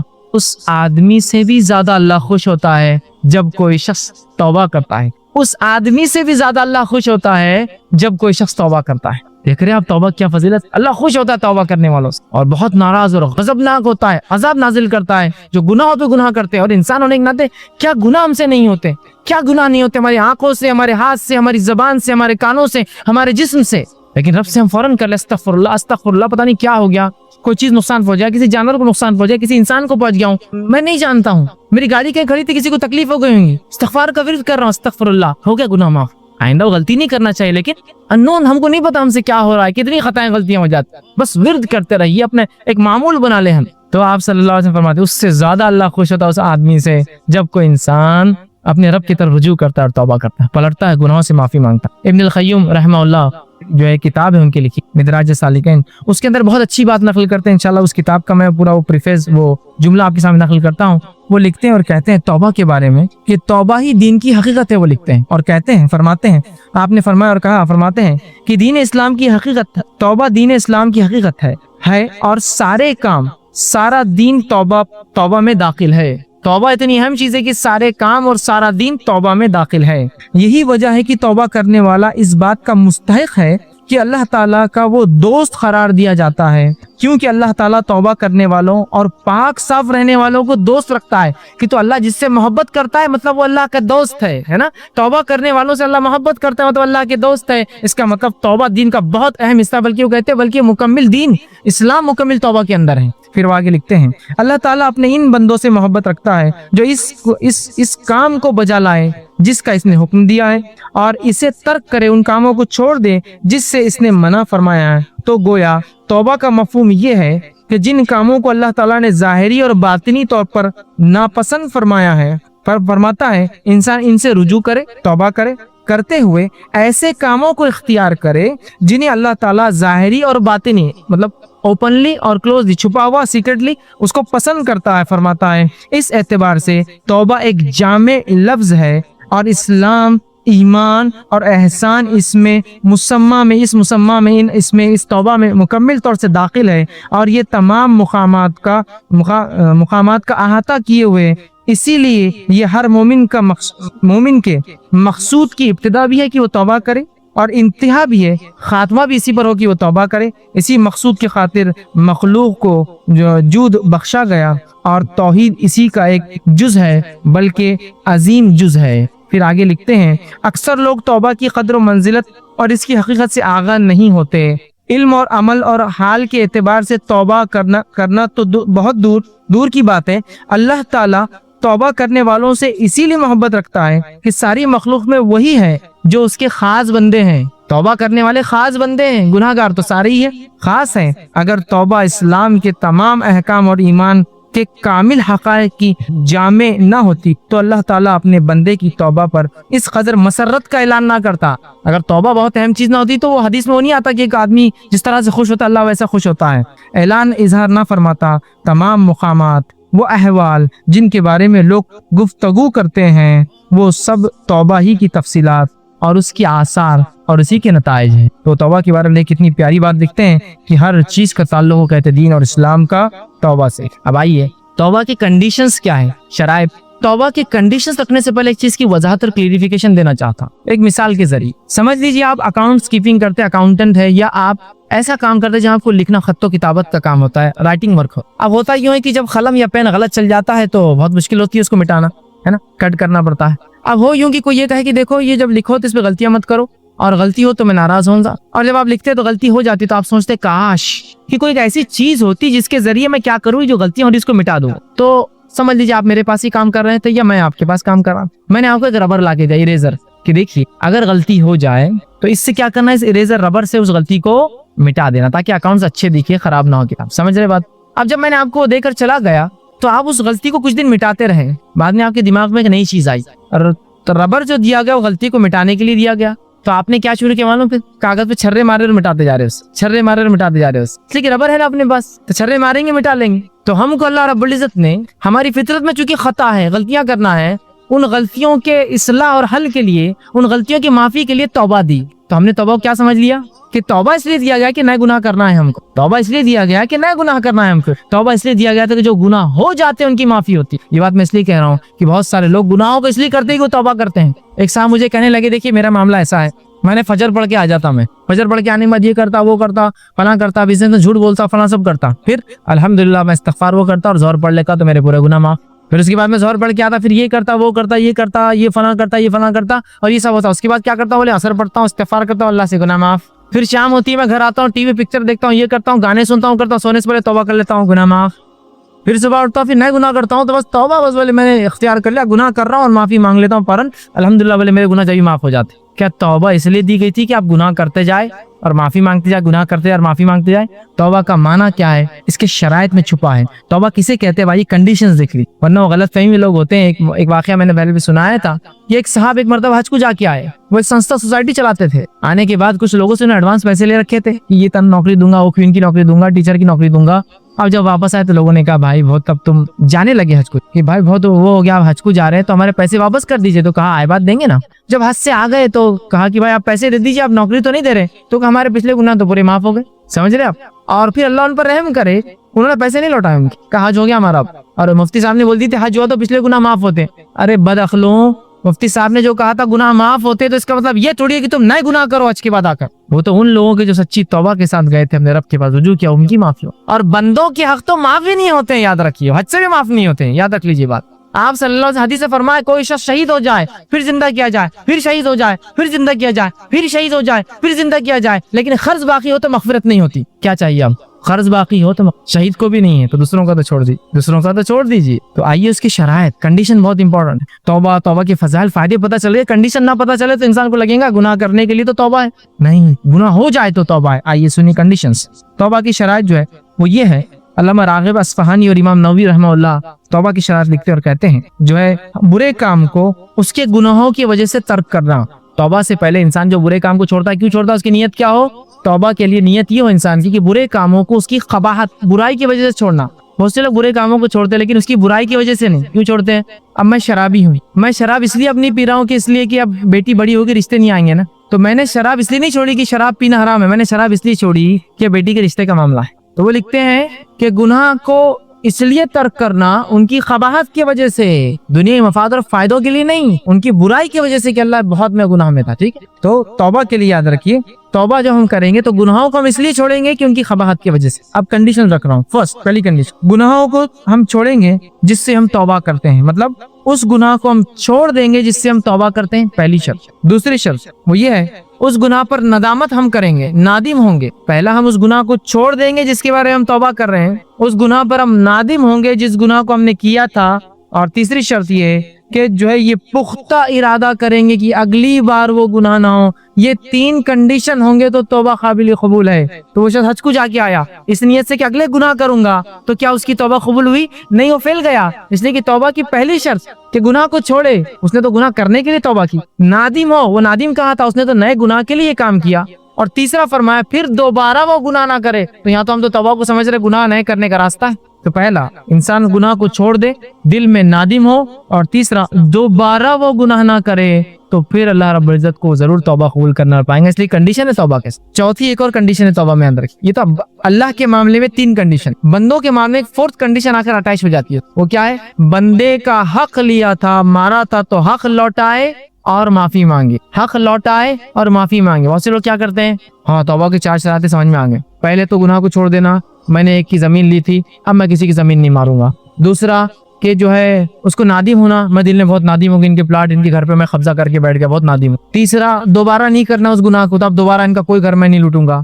چوتھا بھائی مجھے معاف کر دو, تمہارا گھر میں نے لیا, مطلب معاف کر دیا, میں نے گھر خالی کرو نہیں, خالی کا معافی ہوگی نا, معافی مانگی نا میں نے آپ سے. بندے کا معاملہ آئے گا تو 2 چیزیں کرنا ہے, اس سے معافی بھی مانگنا ہے اور چیز بھی لوٹانا ہے. نہیں تو معافی مانگ لیا, میں نے اپنا موبائل چرایا تھا, معاف کر دینا مجھے, ٹھیک, میں آپ کے گھر میں بس گیا تھا, مجھے بہت پشیمانی ہوئی, بہت غلطی ہوئی, اگلا کوئی گھر نہیں لوٹوں گا آپ کا, میں اب میں وہ ہو گیا, اب بس معاف کر دو مجھے. نہیں, آپ بندے سے معافی بھی مانگیں گے, چیز واپس لوٹائیں گے. اب کچھ لوگ سوال کرتے ہیں, اب دادا نے کسی کی زمین مار کے رکھی. میں زمین کا ایگزامپل کیوں دے رہا معلوم آپ سے کہ حدیث میں زمین کی جو وعید آئی ہے نا, اب اس کا اندازہ نہیں لگا سکتے کسی کی زمین مارنے کی کیا ہوئی. آپ نے فرمایا جو 1 بالش زمین کسی کی دنیا میں مارے گا, 1 بالش مطلب اپروکسیمیٹلی 1 ہاتھ 9 انچ to 10 انچ ہوتا ہے, 9 سے 10 انچ ہوتی ہے. 1 بالش جو زمین مارے گا, اللہ اس بالش کے برابر 7 زمینوں کا توق اس کے گلے میں ڈالیں گا روز قیامت. صرف 1 بالش. ہم تو کسی گھر میں کرائے سے رہ گئے اور گھر ہی مار لیا اس کا. اتنے بالش کا گھر ہے, اتنی زمین, 7 زمین, 7 ارتھ, اتنا وزن اس کے گلے میں ڈالا جائے گا. توق کہتے ہیں کوئی گلے کی گردن کے طرف چیز لٹکائی جائے. کیا عظیم گناہ, اندازہ لگا سکتے کیا عظیم گناہ. سری حدیث کا میں نے خیر ایگزامپل دیا.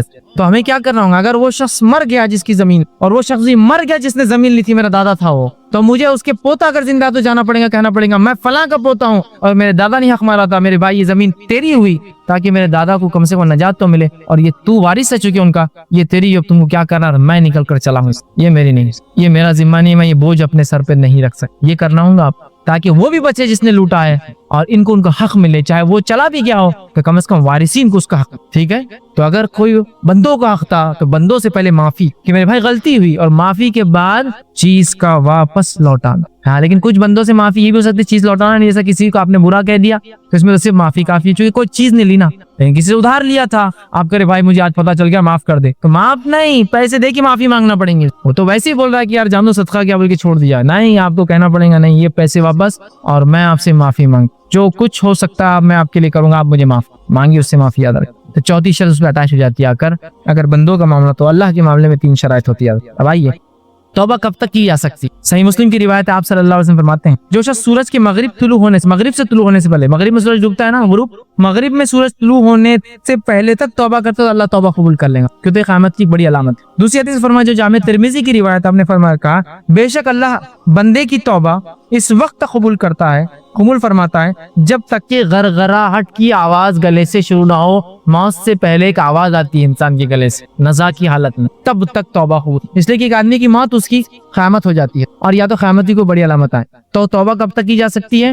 موت تک کی. تو قیامت کی بڑی علامت ایک الگ چیز, موت تک. اور کوئی یہ نہ سوچے کہ ابھی تو بہت ٹائم باقی ہے, تو مرنے سے پہلے کیا کریں گے توبہ. بہت سے لوگ ایسے عقیدے کہ میں نے دیکھا ہے کہ کہتے ہیں مرنے سے پہلے توبہ کر لیں گے, مرنے سے پہلے فلاں کام کر لیں گے, اللہ سے معافی مانگ لیں گے نا. کیا کوئی جانتا ہے ہم میں سے کہ اس کی موت کب آئیں گی؟ کوئی لکھ کر دے سکتا ہے بانڈ پیپر پہ کہ ہاں میری موت تو ابھی بہرحال 20 سال بعد تو میں رہوں گا ہی, تب آ جانا؟ کر سکتا ہے کوئی؟ نہیں کر سکتا نا موت کے تعلق سے. نبی اکرم صلی اللہ علیہ وسلم کے زمانے میں ایک خاتون آئی کہ اللہ کے رسول صلی اللہ علیہ وسلم مجھے فلاں کوئی چیز کی حاجت ہے, تو آپ نے کہا ٹھیک ہے مجھ سے آ کے لے لینا جب ضرورت پڑے. تو کہا آپ کو اگر نہ پاؤں تو, مطلب آپ دنیا سے چلے جائیں, انتقال کر جائے تو کہا ابو بکر سے لے لینا. تو کہا ابو بکر کو نہ پاؤں تو کہا پھر عمر سے لے لینا. حدیث میں ایک تو پتا چلا کہ اللہ کے رسول کے بعد کوئی ذات دنیا تھا ابو بکر, اور ان کے بعد کوئی تو عمر, یہ بھی پتا چل گیا. اور دوسرا یہ کہ انسان کبھی بھی دنیا سے جا سکتا ہے. اس خاتون کو ہوا کہ آپ وعدہ تو کر رہے ہیں, کون پورا کریں گا؟ تو کہا میرے بعد, مطلب آپ کا ذمہ دار, آپ کا خلیفہ کون بنے گا؟ جس میں یہ بھی اس کا اشارہ ہے, ابو بکر بنے گا تو ابو بکر سے آ کے لے لینا, اس کے بعد عمر بنے گا, عمر سے آ کے لے لینا. ٹھیک ہے. اور اس سے ایک بات یہ بھی پتا چلی کہ جو ذمہ دار ہوتا ہے, وارث نہیں, مطلب مثال کے طور وارث کی تو میں نے ایگزامپل دیا نا, بیٹے نے دادا نے لوٹی تھی, لیکن ذمہ دار ہوتا ہے. کبھی کوئی آرگنائزیشن ہے جس کی زمین کھا کر بیٹھے تھے, جس کا پیسہ لے بیٹھے تھے, تو آرگنائزیشن میں تو اس کے پریزیڈنٹ چینج ہوتے رہیں گے, جو بھی وقت کریں گے اس کو دینا پڑے گا, کیونکہ یہاں کیا پوچھا, सबको ना पाऊं तो अबू बकर जिम्मेदार होंगे तो अबू बकर से ले लेना, उनको ना पाऊं तो उमर होगा फिर उमर से ले लेना। समझ रहे हैं बात? तो ये जरूरी याद रखिए कि हम मौत से पहले तौबा कर ले। मौत कब आएंगे नहीं जानते हैं, तौबा कीजिए और बंदों के हक हो तो पहले कीजिए भाई मेरे, जैसे कि अल्लाह के हक के ताल्लुक से फिर भी उम्मीद है कि अल्लाह माफ करेंगे, लेकिन बंदे तो माफ नहीं करेंगे। रोज़े क़यामत वो शख्स मुफलिस होगा जो दुनिया में हक मार के आएंगे बंदों का और तौबा ना की और उनसे माफी ना मांगेंगे। आइए इसी तरह जो है अल्लाह हमारे किसी भी गुनाह को माफ करता है कंडीशन के साथ, शरायत के मुताबिक। वो जो कंडीशन मैंने 3 और 4 रखी है उसके मुताबिक सच्ची तौबा हो तो अल्लाह हर गुनाह को माफ कर लेता है।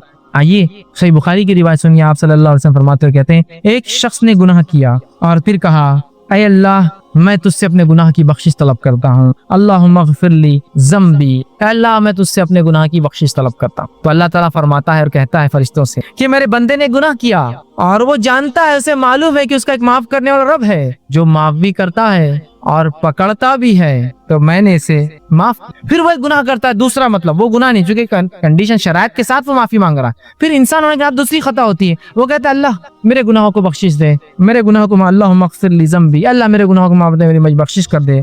अल्लाह फरमाता है, ऐ फरिश्तों मेरा एक बंदा है जिसने गुनाह किया और वो जानता है उसका एक रब है जो माफी भी देता है पकड़ता भी है, मैंने उसे माफ कर दिया। फिर उससे कोई खता होती है, वो कहता है अल्लाह मेरी बख्शिश कर दे, मेरी मग़फ़िरत मुझे माफ कर दे। अल्लाह कहता फरिश्तों से, फरिश्तों मेरा एक बंदा है जो जानता है उसका एक रब है जो उसके गुनाहों को माफ करता है और मैंने इसको माफ कर दिया। और फिर कहता है अल्लाह ताला फरमाता है, अब तू जो चाहे कर, मैंने तुझे माफ कर दिया। इसलिए कि वो बंदा ये गलती कर रहा है लेकिन फौरन शरायत के बुनियाद पर ऐसी तौबा कर रहा है जो सच्ची है, तो अल्लाह उसकी वो गुनाह को माफ कर दे। फिर दूसरी उससे खता हो रही, कोई दूसरे मामले में इंसान है होता ही है, फिर वो माफी मांग रहा है अपने रब से, अल्लाह फिर माफ कर रहा है। फिर उससे तीसरी खता हो रही है, वो फिर सच्ची तौबा कर रहा है और वो गुनाह दोबारा नहीं दोहरा रहा है, अल्लाह माफ कर रहा है और कह रहा है मेरा बंदा मुझसे माफी मांगता है और उसे पता है उसका एक रब है जो उसे माफ करता है, जा मैंने तुझे माफ कर दिया। सच्ची तौबा का फायदा है कि उससे गुनाह हुए और 3 बार उसने सच्ची तौबा की, रब ने उसको माफ कहा जो चाहे कर। मतलब ये कि वो एक सच्चा बंदा है जो तौबा करता है, लेकिन यकीनन ये गुनाह की दावत नहीं, ये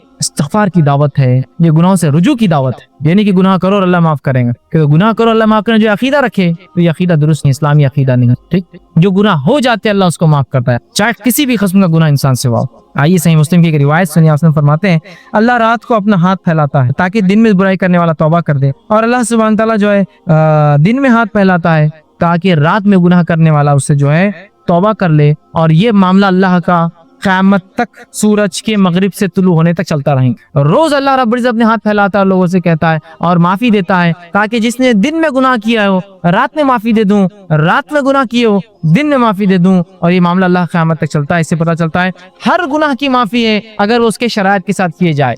जिना किया हो, शिर्क किया हो, बिदत किया हो, कुफ्र किया हो, कत्ल किया हो, किसी किस्म का गुनाह हो बंदों का हो तो माफी उसमें इंक्लूड हो जाएंगी, अल्लाह माफ करेंगे, बस तौबा सच्ची और फिर इंसान उसको न दोहराए। जामे तिर्मिज़ी की एक रिवायत है, आप सल्लल्लाहु अलैहि वसल्लम फरमाते हैं, हदीस खुदसी है, गौर से सुनिए, तौबा के बारे में बड़ी बेहतरीन हदीस। अल्लाह फरमाता है इब्ने आदम जब तक तू मुझे पुकारता रहेगा और मुझसे उम्मीद वाबस्ता रखेगा तो तू जिस हालत पर भी होगा मैं तुझे माफ करता रहूं। ऐ इब्ने आदम जब तक तू मुझे पुकारता रहेगा, मुझसे माफी तलब करता रहेगा, तू जिस हालत में भी होगा गुनाह के, मैं तुझे माफ करता रहूंगा और मैं कोई परवाह नहीं करूंगा किसी चीज की तुझे माफी देने में। ठीक, आगे फरमाता अल्लाह, ऐ इब्ने आदम अगर तेरे गुनाह आसमान तक पहुंच जाए फिर तू मुझसे माफी मांगे तो मैं तुझे जो है बख्श दूंगा और मैं कोई परवाह नहीं करूंगा।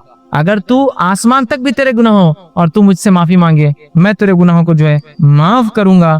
आगे अल्लाह रब्बुल इज़्ज़त फरमाता है तो मुझे माफ कर दूंगा। ऐ इब्ने आदम अगर तू जमीन भर के गुनाहों के साथ मेरे पास आएगा और इस हाल में मिलेगा कि तूने कभी शिर्क ना किया हो, तेरी मौत शिर्क पर ना आई हो, तो मैं तुझे उतनी ही मग़फ़िरत के साथ मिलूंगा, उतनी मग़फ़िरत के साथ मिलूंगा। इब्ने आदम अगर तू मेरे पास आएगा जमीन भर के गुनाह लेकर और लेकिन तूने शिर्क ना किया होगा, तौहीद पे तेरा अकीदा होगा, लेकिन तुझसे गुनाह हुए होंगे तो मैं भी तुझे सच्ची तौबा की होंगी तो मैं भी तुझे उतनी ही जमीन भरावर मग़फ़िरत के साथ मिलूंगा। कितना हमारा रब माफ करने वाला, अंदाजा रख, कितना रहम करने वाला। बस 2 वाक़यात आखिर रख के तौबा के सच्चे वाक़यात हम बात को अपनी खत्म करेंगे। کہ سچی توبہ کیا ہوتی ہے اور اس کا کیا فضیلت ہے۔ صحیح بخاری کا واقعہ ہے، ایک شخص تھا ہم سے پچھلی قوم میں، اس نے 99 قتل کیے تھے، 99 مرڈرز۔ انسانی جان کا قتل بہت سنگین جرم ہے، یاد رکھیے بہت سنگین جرم ہے۔ سب سے قیمتی چیز دنیا کے اندر کوئی ہے تو انسانی خون ہے، اس لیے کہ روز قیامت عبادت میں جو سب سے پہلا سوال ہوں گا وہ نماز کا، اور بندوں کے حق میں جو سب سے پہلا سوال ہوں گا وہ خون کا ہونے والا۔ یاد رکھیے تمہاری وجہ سے کسی کا خون تو نہیں بہا یا قتل تو نہیں۔ تو آپ صلی اللہ علیہ وسلم فرماتے ہیں 99 قتل کیا تھا، نادم ہوا،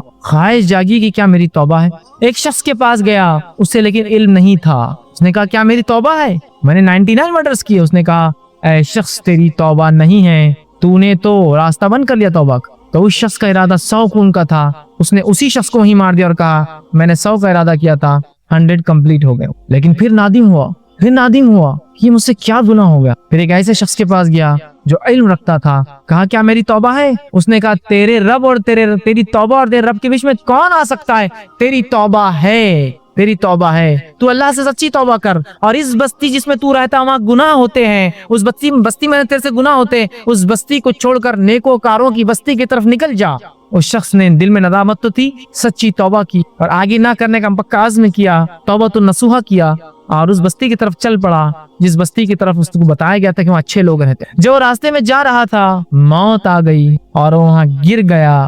حدیث میں الفاظ ہے شر اور خیر دونوں فرشتے آ گئے جنت اور جہنم کے، تو دونوں نے کہا کہ بھائی اس کو تو ہم لے جائیں گے، اس کو ہم لے جائیں گے۔ بات اللہ کے پاس پہنچا گی، اللہ دونوں فرشتے ہم دونوں پہنچ گئے وہاں، کیا بات ہے، اس کا کیا معاملہ ہے؟ اللہ نے کہا پھر کہ جس بستی سے نکلا تھا برے لوگوں کے، جس بستی کی طرف جا رہا تھا اور فاصلہ ماپا جائے، جس کی طرف زیادہ ہوگا اس کے ساتھ فیصلہ کر دیا جائے۔ اور مختلف روایتیں مختلف الفاظ آتے ہیں کہ وہ کیا ہوا۔ ایک میں ہے کہ وہ جب اس کو ماپا گیا تو اچھی بستی کی طرف اس کا ایک ہاتھ تھا، ایک روایت میں کہ جب اس کو ماپا گیا تو اللہ نے زمین کو اس بستی کو کھینچ کر جو اچھائی کی تھی اس کی طرف کر دی اور برائی کی بستی کو اس سے دور ہٹا دیا، اور جب دیکھا گیا تو اچھائی کی طرف، اور اس کی مغفرت ہو گئی، اللہ نے اسے معاف کر دی۔ کتنی بڑی بات ہے نا، معاف کر دیا اللہ۔ لیکن اس میں جو بات تھی، پہلا پوائنٹ وہ دل میں نادم تھا، دوسرا پوائنٹ اس نے گناہ سے توبہ کی، تیسرا نقطہ کبھی نہیں کرنے کا پکا عزم کیا، اور چوتھا نیک لوگوں کی طرف جا رہا تھا تاکہ اچھے عمل کرے۔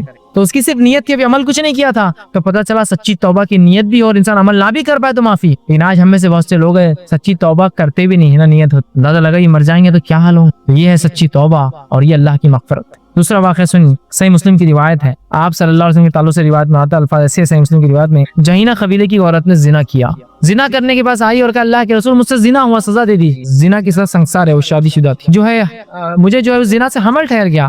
آپ نے کہا کہ اب تو یہ سنگسار نہیں کیا سکتا، اس لیے کہ اس بچے کا کیا دوش، کیا اس میں قصور؟ کہا جا پیدائش کے بعد آنا، وہ گئی ولادت کے بعد ایک اللہ کے رسول بچہ پیدا ہو گیا، سزا دیجیے، کیونکہ ابھی تو اس کا حق دودھ پینا ہے، اس کی رضاعت دودھ پینا ختم ہونے کے بعد آنا۔ وہ دودھ پینا ختم ہونے کے بعد آئی، کہ اللہ کے رسول یہ دیکھو بچہ کچھ کھاتا ہے، آپ صلی اللہ علیہ وسلم سے کچھ دیا، بچے نے خود سے کھایا، آپ نے بچے کو جو ہے ذمہ دار لوگوں کے حوالے کر دیا اور اس عورت کو سنگسار کر دیا گیا۔ جب اس عورت کو سنگسار کیا گیا تو عمر ابن خطاب رضی اللہ عنہ تھوڑی کراہت محسوس کرنے لگے اس کے بارے میں، اس لیے کہ آپ صلی اللہ علیہ وسلم نے اس کی جنازے کی نماز پڑھائی، کیونکہ اللہ کے رسول آپ اگر ایک زانیہ عورت کی جنازے کی نماز پڑھائیں گے لوگ کیا سمجھیں؟ تو عمر ابن خطاب رضی اللہ عنہ کو اللہ کے رسول صلی اللہ علیہ وسلم نے کہا اے عمر، اس عورت کی توبہ اتنی سچی تھی کہ مدینے کے 70 لوگوں میں تقسیم کر دی جاتی تو سب کے مغفرت کے لیے کافی، سب۔ اور اس زمانے مدینے میں صحابہ رہتے تھے، صحابہ 70 لوگوں میں تقسیم کر دی جائے تو اس کی مغفرت کے لیے کافی، اتنی سچی تھی۔ اس لیے کہ زنا اس نے کہاں کیا تھا؟ اکیلے میں، کس نے دیکھا تھا اس کو؟ پھر بھی سزا لینے کے لیے آئی ہوئے۔ اس کے بعد میں نے اس کو موقع دیا، بچے کو پیدا ہونے کے بعد چاہتی تو واپس نہ آتی، چھپ جاتی، واپس بچے کو لانے کے بعد پھر اسے موقع دیا کہ رضا دودھ پلانے کے لیے موقع لے، لیکن اس کے بعد بھی وہ برابر واپس آئی۔ اندازہ لگائیے نا، کسی مجرم کو اگر ڈھیل دی جاتا کہ واپس جائیں گے سزا کے، کہا اس کی توبہ اتنی سچی تھی کہ اگر مدینے کے 70 لوگوں میں بانٹ دی جائے نا سب کی مغفرت کے لیے کافی ہو۔ تمہارا رب تو دیکھیے ہر توبہ کو قبول کرتا ہے، شرط ہے کہ توبہ سچی ہو۔ تو یہ ہمارے لیے ضروری ہے کہ ہم اپنے ہاتھوں کو اپنے رب کے سامنے اٹھائے، اپنے سر کو جھکائے، اپنے گناہ اور معصیت پہ خوب گر گڑائے کہ اللہ ہم سے یہ گناہ، ہم بہت گنہگار ہیں، اور اپنے رب سے سچی معافی مانگے، صدق دل سے توبہ کرے۔ اگر بندوں کا حق ہو تو سچے دل سے ان حقوق کو واپس کر دے، اور توبہ استغفار کا ایک معمول زندگی بنا لے کہ جو پچھلے ہوئے اللہ وہ ختم کر دے، اگلے جو ہونے کے امکانات ہیں اس سے مجھے بچا لے، اور اگر ہو یا نہ ہو استغفار کا معاملہ جاری رکھے، ورنہ توبہ اگر نہیں کریں گے تو گناہ بڑھتے جاتے ہیں، یاد رکھیے۔ اور یقین جانیے ہم اتنے نیکوکار لوگ نہیں ہیں کہ اتنی نیکی ہم سے ہوتی ہوں گی جتنے گناہ آج ہم کر رہے ہیں۔ تو توبہ ایک بہترین طریقہ ہے تو ہم سچی توبہ کریں, اپنے گناہوں پر نادم. اور کون سا ایسا شخص دنیا کا جس نے گناہ نہیں کیے, جس نے جو اپنے آپ کو پارسا اور پاک بتا کہ میں نے نہیں کیے؟ ہر شخص گنہگار ہے. راستہ یہ ہے مغفرت کا, گناہ مٹانے کا طریقہ یہ ہے کہ ان کنڈیشنز کے ساتھ توبہ کیجیے اللہ سے. اللہ کو انشاءاللہ عزیز اگر ہم صدق دل سے توبہ کریں گے ضرور معاف کرنے والا پائیں گے. اور ہم جو ہے استغفار کی خوب کثرت کریں اور دوسروں کو بھی اس میں شامل کرے کہ اللہ دوسروں کے گناہ بھی معاف کر, ان کے لیے بھی استغفار کرے, دوسرے لوگوں کے لیے تاکید کرے ان کو گناہ چھوڑنے کی, اور دوسروں کے لیے بھی استغفار کیا کرے, صرف اپنے لیے نہیں. صرف مومن صرف اپنے لیے نہیں سوچتا, دوسروں کا بھی سوچتا ہے. لہٰذا ہم خوب سے خوب جو ہے توبہ کرے, جو گناہ ہو چکے ہیں ندامت کرے اور اس کے بعد گناہوں کی طرف نہ پلٹے. بندوں کا حق ہو تو کوشش کرے لے جا کر وہ حق جو ہے لوٹا دے.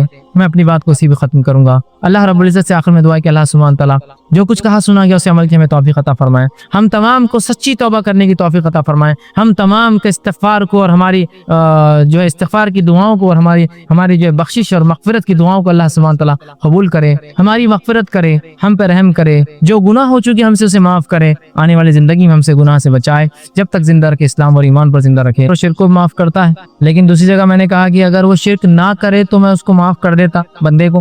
اس کا کیا معنی ہے؟ تو دیکھیے, اللہ تعالیٰ کسی بھی گناہ کو جب تک انسان وہ خرخرے والی کیفیت میں نجات میں نہ پہنچے یا قیامت کی کوئی بڑی نشانی ظاہر نہ ہو جائے تب تک معاف کرتا ہے, چاہے اس نے کسی بھی قسم کا گناہ کیا ہو زندگی میں. لیکن اگر کفر اور شرک پر مر جاتا ہے تو پھر اس کے لیے وہ تمام آیتیں لاگو ہیں جو ہم دیکھتے ہیں سورہ نساء سورہ نمبر 4 میں فرمائے ان اللہ لا یغفر ان یشرک بہ ویغفر ما دون ذلک لمن یشاء.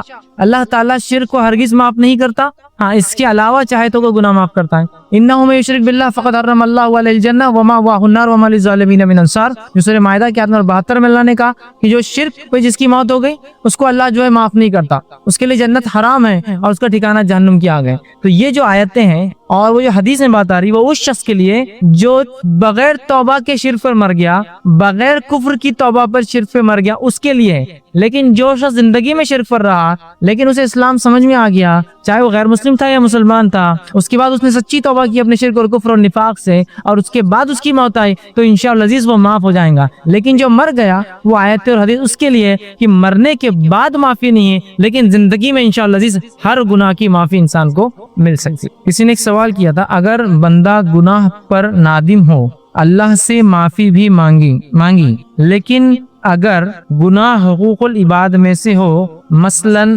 چغلی, بہتان, غیبت, اور ان سے معافی بھی نہیں مانگ سکتا کیونکہ اسے ڈر ہے کہ اس سے رشتوں میں اور بھی خرابی آ سکتی ہے, تو کیا اس کا گناہ معاف ہو سکتا ہے؟ کسی نے ایک اچھا سوال کیا کہ جیسا کہ اگر بندوں کے ساتھ کوئی گناہ ہو تو اس کے استغفار اور توبہ کا طریقہ ہے کی شرط ہے کہ بندے سے معافی مانگی جائے. اب کسی نے غیبت, چغلی, بہتان, الزام تراشی, گالی کچھ بھی دی ہو جو پیٹ پیچھے کی ہو, اب اگر وہ جا کر کہیں گا کہ بھائی میں نے ایسا کیا ہے تو رشتے خراب ہو سکتے, تو کیا کریں؟ تو اس میں پہلی چیز تو یہ ہے کہ آپ اگر اس شخص کو پہچانتے ہو جس کے بارے میں آپ نے چغلی, غیبت, بہتان, الزام, گالی دی ہو تو آپ اس کے پاس جائیں گے, اور رشتے اگر خراب نہ کرنا چاہتے ہیں تو آپ ان سے یہ بات کریں گے اور کہیں گے کہ میں نے آپ کے بارے میں کچھ غلط کہہ دیا تھا, میں آپ سے معافی مانگتا ہوں, آپ مہربانی کر کے مجھے معاف کر دیجئے, اللہ آپ پر رحم کرے, اللہ آپ کی مغفرت کرے, دعائیں دیجئے ان. ٹھیک ہے, سمجھ رہے؟ اور اگر کوئی شخص آپ سے معافی مانگے جس نے آپ کے خلاف کوئی جرم کیا ہو یا کوئی چغلی, غیبت, بہتان لگایا ہو, آپ بھی کوشش کریں, اپنا دل بڑا کریں. ہم چاہتے ہیں کہ ہمارا رب ہمیں معاف کرے, ہم بھی دنیا میں لوگوں کو درگزر کرتے رہے, معافی دیتے رہیں, تو لہٰذا آپ بھی اس کو جو ہے معاف کر دیں. پہلی شک تو بہرحال یہ ہو سکتا ہے. دوسرا, نہ صرف آپ کو اس شخص سے معافی مانگنا پڑیں گی, جتنوں کے سامنے غیبت کی ان کو کہنا ہوگا کہ میں نے اس کے بارے میں اس دن غلط بات کہی تھی آپ سے, اور اگر اتنے پورے نہیں مل سکتے ہیں تو میکسیمم نمبر آف پیپل کے سامنے بولیں گے, یا ان میں سے جتنے زیادہ ہو سکتے ہیں ان کو آپ کریں گے. لیکن اس کا طریقہ ہرگز یہ نہیں ہے کہ میں نے آپ کی ہو سکتا ہے چغلی کی ہو, غیبت کی ہو, بہتان کی ہو, فلاں کی ہو, امید ہے آپ مجھے معاف کریں گے, ایک ایس ایم ایس بھیج دیتے, امید ہے کہ آپ مجھے معاف کر دیں گے. یہ طریقہ نہیں ہے اس کا. ہاں یہ ہو سکتا ہے انڈیویجول کسی کو ایس ایم ایس بھیج کے آپ پرٹیکولرلی بولیے کہ مجھ سے ہوئی ہے اور میں معافی چاہتا ہوں, پلیز ریپلائی کیجیے کہ آپ نے مجھے معاف کر دیا. دوسرا, معافی مانگنا ہے, آپ کو یاد رکھیے, زبردستی حق نہیں لینا ہے. بہت سے لوگ کیا ہوتے ہیں معافی نہیں دے رہا بول کے جھگڑا شروع کر دیتے اس سے, ہم نے بول دیا تھا تم کو, اب معاف کیسے نہیں کرتے تم, ہم نے فلاں کر دیے تھے فلاں نے. یہ تو معافی کا طریقہ نہیں, تو زبردستی ہوئی. تو لہٰذا جتنا اچھا طریقہ ہوتا ہے, تو میں تو عام زبان میں کہتا ہوں بہت سی بار کسی سے آپ معافی مانگ رہے ہیں, معافی کو تیار نہیں تو کھانا کھلائیے, سموسے کھلائیے, اچھی چیزیں کھلائیے, چائے پر بلائیے, دعوتیں دیجیے, جو کچھ ہو سکتا ہے خوش کیجیے اس کو, کیونکہ آپ کو لینا ہے اس سے معاف. تو بہرحال آپ سادے سے ملیے اس سے اور کہیے. اور اگر ایسا ہو سکتا ہے کہ بولنا بہتر ہے تو آپ بولیے کہ مجھ سے غلطی ہوئی, تاکہ جب اس تک خبر پہنچے تو ایسا نہ ہو کہ یار یہ آدمی میری غیبت کرتا پھرتا ہے اور میرے سے معافی مانگتا ہے, پھر غیبت کرتا معاف. معلوم ہو کہ وہ بات وہی تھی, اور جب وہ بات اس تک پہنچے یوں کہیں گے ہاں بھائی اس نے مجھ سے معافی مانگ لی, اب آپ بھی اس بات کو درگزر کر دیں. تو لہٰذا اگر آپ معافی مانگنے سے آپ کو ڈر ہے رشتے ٹوٹیں گے, تو آپ کو جا کر کم از کم یہ تو بولنا ہوگا مجھ سے غلطی ہوئی, کیا ہوئی ضرورت نہیں ہے, آپ مہربانی کر کے مجھے معاف کیجیے. اور امید ہے وہ شخص انشاءاللہ معاف کریں گا. اور میں بھی یہ کہوں گا کہ ہم بھی کوئی ہم سے آج معافی مانگتا ہے تو کر دے, لیکن اگر حق ہو, چغلی میں اس میں کوئی حق نہیں ہے, صرف معافی مانگنا, حق ہو تو حق تو دینا پڑے گا. آپ یہ نہیں بول سکتے معاف کر دو حق نہیں لوٹا سکتے ہم, ٹھیک ہے, حق تو دینا پڑے گا. اور اگر حق نہیں ہے, صرف معافی والا معاملہ ہے, تو ضرور اسے کچھ نہ کچھ اشارے کناروں میں آپ معافی اسے جو ہے ضرور جو ہے مانگیں. السلام علیکم, میرا نام سید علیم الدین ہے, میں ایم ای اسٹوڈنٹس ہوں کمپیوٹر سائنس کا. میرا سوال یہ ہے کہ جب کسی بندے سے معافی مانگنے کی باری آتی ہے, تو جب اپن معافی مانگنے جاتے ہیں, وہ اگر کنڈیشنز رکھتا ہے کہ ایسا کرو ویسا کرو تو معافی دوں گا میں, تو کیا کرنا چاہیے؟ یا پھر ان کے پاس ایسا ٹریڈیشن رہتا ہے کہ پیٹ میں منڈی ڈال کے معافی مانگے تو ہی معافی ملے گی, تو اس صورت میں کیا کرنا چاہیے؟ بھائی نے ایک سوال کیا کہ اگر کسی سے غلطی ہوئی وہ معافی مانگنا چاہتا ہے, اور اگر وہ اسے کنڈیشن لگائے کہ معاف تو تبھی کروں گا جب فلاں چیز ہوں گی, معاف تو تبھی کروں گا جب فلاں کام ہوں گا. اگر وہ جائز کنڈیشنز لگاتا ہے تو پورا کرنے میں کوئی حرج نہیں. جائز کنڈیشن جیسا یہ ہو سکتا ہے, دیکھیں آپ نے معافی مانگی تو آپ مجھے ساتھ لے جا کر میرے سامنے سب سے معافی مانگنا, جائز کنڈیشن ہے نا, اس میں کوئی مسئلہ نہیں, چونکہ آپ کو تو اس سے ہی معافی مانگنا ان سے ہی معافی مانگنا. مطلب معافی کی مراد یہ کہ ان تمام کے سامنے بولنا کہ میں نے غلط بولا تھا میرے بارے میں, یہ بالکل جائز کنڈیشن. لیکن میں کہوں گا کہ اگر ایک مومن بھائی اپنے بھائی کو رسوا نہ کرے اس طرح سے تو بہت اچھی بات ہے, لیکن اگر وہ لگاتا ہے تو کوئی بات نہیں. دنیا میں تھوڑی سی رسوائی اگر ہوتی ہے کہ بھائی دوسروں کے سامنے مشکل ہوتا ہے تو کوئی مسئلہ نہیں, آخرت سے تو انسان بچ جاتا ہے, بری ہو جاتا ہے. کوئی ایسی بھی کنڈیشن لگا سکتا ہے کہ بھائی ابھی معافی نہیں دوں گا لیکن تھوڑے دن بعد دوں گا, لیکن وہ کنڈیشن ایسی لگاتا ہے تو آپ دل میں کینہ نہ رکھے اس کی وجہ سے, کینہ رکھ کر یہ مر گیا تو بہت مشکل ہوں گی. کینہ نہ رکھے, ٹھیک ہے میں معافی دوں گا تاکہ نصیحت ملے سامنے والے کو. ہوتا ہے نا کبھی, جیسے ایک بچہ ہے اور اس نے کوئی غلطی کی اور بار بار کرتا ہے, تو آپ نصیحت کے لیے کہہ سکتے کہ اب 4 دن تو معافی نہیں ہے آپ کو, اس کی بات سوچوں گا میں, یا میں سفر پہ جا رہا ہوں آگے زندہ تو انشاءاللہ پھر بات کریں گے ہم, ٹھیک, تاکہ اسے عبرت ہو, ورنہ وہ غلطی کر آ کر معافی مانگ رہا ہے. تو جائز کنڈیشنز ہو تو انشاءاللہ عزیز اس میں کوئی حرج نہیں ہوگا کہ ایسے لگا جائے. رہا معاملہ کہ بھائی نے کہا کچھ جگہ ٹریڈیشن کلچر ہوتا ہے کہ کسٹم ہوتا ہے کہ معافی مانگنا تو پیٹ میں منڈی ڈال کے مانگو. دیکھیے جھک کر معافی مانگنا یہ شریعتاً درست نہیں ہوگا, اس لیے کہ شریعت اللہ کے علاوہ کسی کے سامنے بھی جھکنے کی اجازت نہیں دیتی. نہ ہی جھک کر آپ معافی مانگ سکتے ہیں, نہ ہی آپ جھک کر سلام کر سکتے ہیں کسی, دونوں بھی چیزیں نہیں. آپ نے کہا پیٹ میں منڈی ڈال کے معافی مانگو, تو پیٹ میں منڈی ڈال کے سلام بھی ہوتا ہے, ٹھیک. تو یہ طریقہ بہرحال درست نہیں ہوگا معافی مانگنے کا, اور یہ شرط درست نہیں کہ جھکنے والی. ہاں کوئی کہا میرے سامنے آ کر معافی مانگو, میرے گھر پر آ کے معافی مانگو, میرے ساتھ چل کے معافی مانگو, اس شخص کے سامنے معافی مانگو جس کے سامنے تمہیں بولنے سے میرا رشتہ خراب ہو گیا, تو یہ تو درست ہے. لیکن پیٹ میں منڈی ڈالو, سب کے سامنے جھکو, یہ طریقہ نہیں. اس لیے کہ آپ صلی اللہ علیہ وسلم کے دور میں صحابہ سے غلطیاں ہوئی, لیکن صحابہ نے درگزر کیا معافی مانگنے کے لیے, ایسے غیر شرعی کنڈیشنز نہیں لگائے. جیسے کہ ایک واقعہ آتا ہے, بڑی پیاری حدیث بخاری کی روایت ہے کہ درگزر کرنا کتنا اہم ہے, کتنی اچھی بات ہے. ایک مرتبہ عمر ابن خطاب رضی اللہ عنہ نے ابو بکر صدیق کو کچھ کہہ دیا, ابو بکر صدیق کو کچھ کہہ دیا. جب کہہ دیا تو نبی اکرم صلی اللہ علیہ وسلم بات گئی کہ عمر نے ابو بکر کو کچھ کہا, اور دونوں کیا مقام رکھتے شریعت میں بہرحال کو بتانے کی ضرورت نہیں, دو بڑی شخصیتیں اسلام کی, لیکن پھر بھی انسان. تو اللہ کے رسول کی بات پتہ چلی تو آپ کھڑے اور خطبہ دیا اور کہا کیا بات ہے تم لوگوں کو کہ تم ابو بکر کو برا بھلا کہتے ہو, اس لیے کہ جب دنیا نے میرا انکار کیا اس نے میرا اقرار کیا, جب دنیا میرے خلاف تھی وہ میرے ساتھ کھڑا تھا, تم اس کو کہتے. عمر ابن خطاب رضی اللہ عنہ کو جب یہ بات پتہ چلی کہ اللہ کے رسول ناراض ہوئے, میں نے ابو بکر کو خلا کہا, آپ ابو بکر کے پاس آئے اور کہا ابو بکر مجھے واپس وہ جملے کہہ دو جو میں نے تم سے کہے تھے, تھوڑے سخت جملے تھے, واپس بول دو مجھے جو میں نے تم کو جملے بولے تاکہ حساب برابر ہو جائے. بول دے تو کہا تم بھی مجھے بول دو وہ بد کلامی جو میں نے تم سے کی تھی تم مجھے بول دو.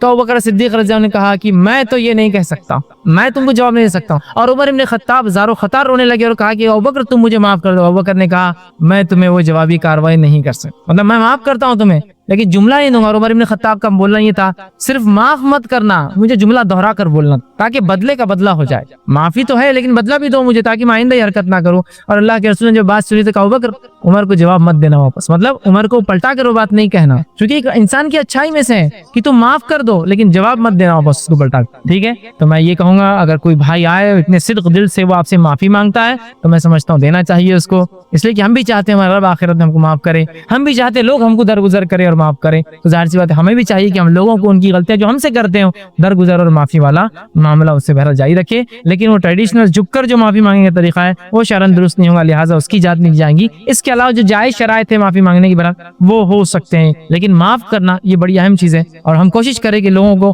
اگر وہ ہم سے کچھ کوتاہی غلطی کرتے درگزر کرنے کا جذبہ اپنے نفسوں میں ہم جگائیں. آپ نے کہا کہ ایک عورت نے زنا